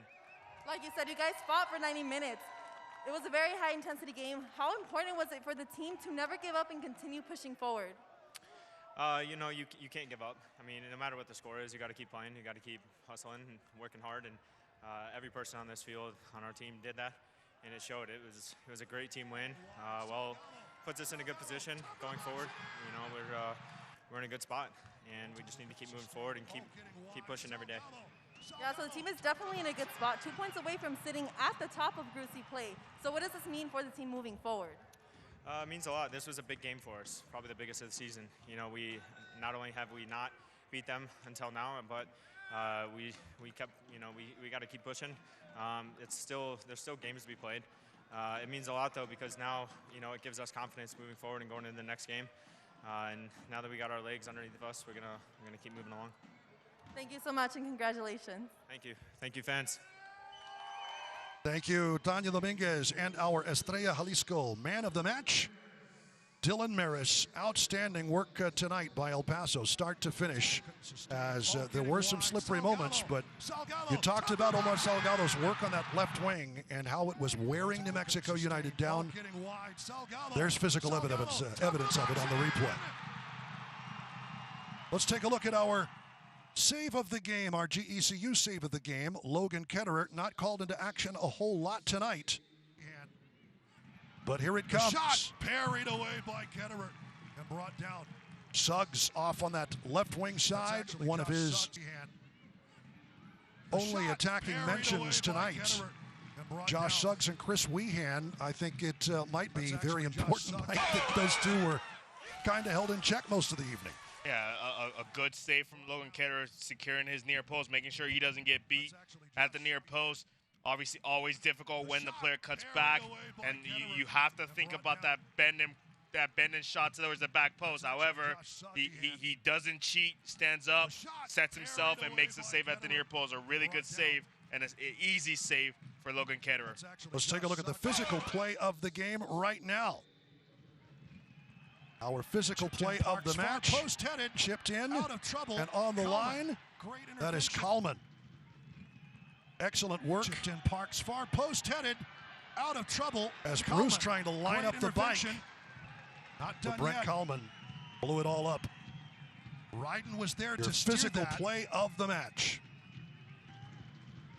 Let's take a look at the full-time stats from this evening. And interesting, because halftime was pretty evenly matched in terms of possession and passing. But there, Locomotive, you see passing accuracy, they move up 75.7%, and the possession 50-50. It was a very evenly played match, but as we pointed out in the second half, Locomotive FC did its job, especially in the first and last stages of that second 45, Mike. Yeah, absolutely. Early in the second half, they came out with a lot of energy. They were very aggressive on the front foot, putting New Mexico United under pressure immediately after they lost possessions, creating some half chances, not a lot of quality chances or true chances, but creating a couple of half chances. And then Coach Mark Lowry made the change, went with 3 up front with Oceano Gomez on the right, Carrillo in the mid, and then Omar Sagar on the left. And that eventually ended up getting him the go-ahead goal, the game-winning goal, with Omar Sagaro running down the line against David Najem, picking his head up inside the box and finding Dylan Maris, who does the rest and scores a game-winning goal, a second game-winning goal for El Paso Locomotive. A great win for the team, getting within 2 points of New Mexico United to go in at second place in the group. In Group C, 5-2-3 for Locomotive FC, now 18 points. New Mexico United dropping to 6-3-2 and 20 points, still in first place. But a very active September for both of these teams, and again, New Mexico United having to do it all on the road. Let's move into the next match presented by Brian Bird's home selling team. El Paso hosting San Antonio FC, 7:30 p.m. here at Southwest University Park. That is a Wednesday night game. Noche de Locos jerseys will be discounted for that one. It will not be on your El Paso Las Cruces CW. We'll have it on ESPN Plus if you have that. But that is the next match, September the 12th, 7:30 p.m. That's actually 1 week from tonight. You can watch that one on your El Paso Las Cruces CW and ESPN Plus on a Saturday evening. But San Antonio FC really on a tear, top 5 in goals and clean sheets. They are number 1, splitting their Cody Lorendi. You take him out of goal, but there's another one ready to step up and take his place. Yeah, they've done a terrific job there in San Antonio. Obviously relying a lot on young players, but also having a balance with some of the veterans there. They've been absolutely terrific. They've been tearing it up in this restart format, and they're going to be tested when they come into El Paso, who have been terrific with 4-1-1 at home here at Southwest University Park. Well, I did misspeak a bit, but you can still get those Noche de Locos jerseys on sale at eplocomotivefc.com. But last match against San Antonio last year, 0-0 draw and a 3-1 win for San Antonio in El Paso. And that is that, as they say. Locomotive FC with its first win over the Derby del Camino Real rivals. 3-2 is your final score here from Southwest University Park tonight. Our thanks to Tanya Dominguez, our sideline reporter, for Juan Gutierrez, our executive producer, and for my partner, Michael Balagan. Again, your final score from El Paso, Texas. Locomotive FC 3, New Mexico United 2. For our Liar Gang here in El Paso, I'm Duke Keith. So long, everybody. See you in a week. This copyrighted telecast of the United Soccer League Championship cannot be retransmitted, rebroadcast, or reproduced without the expressed written consent of the United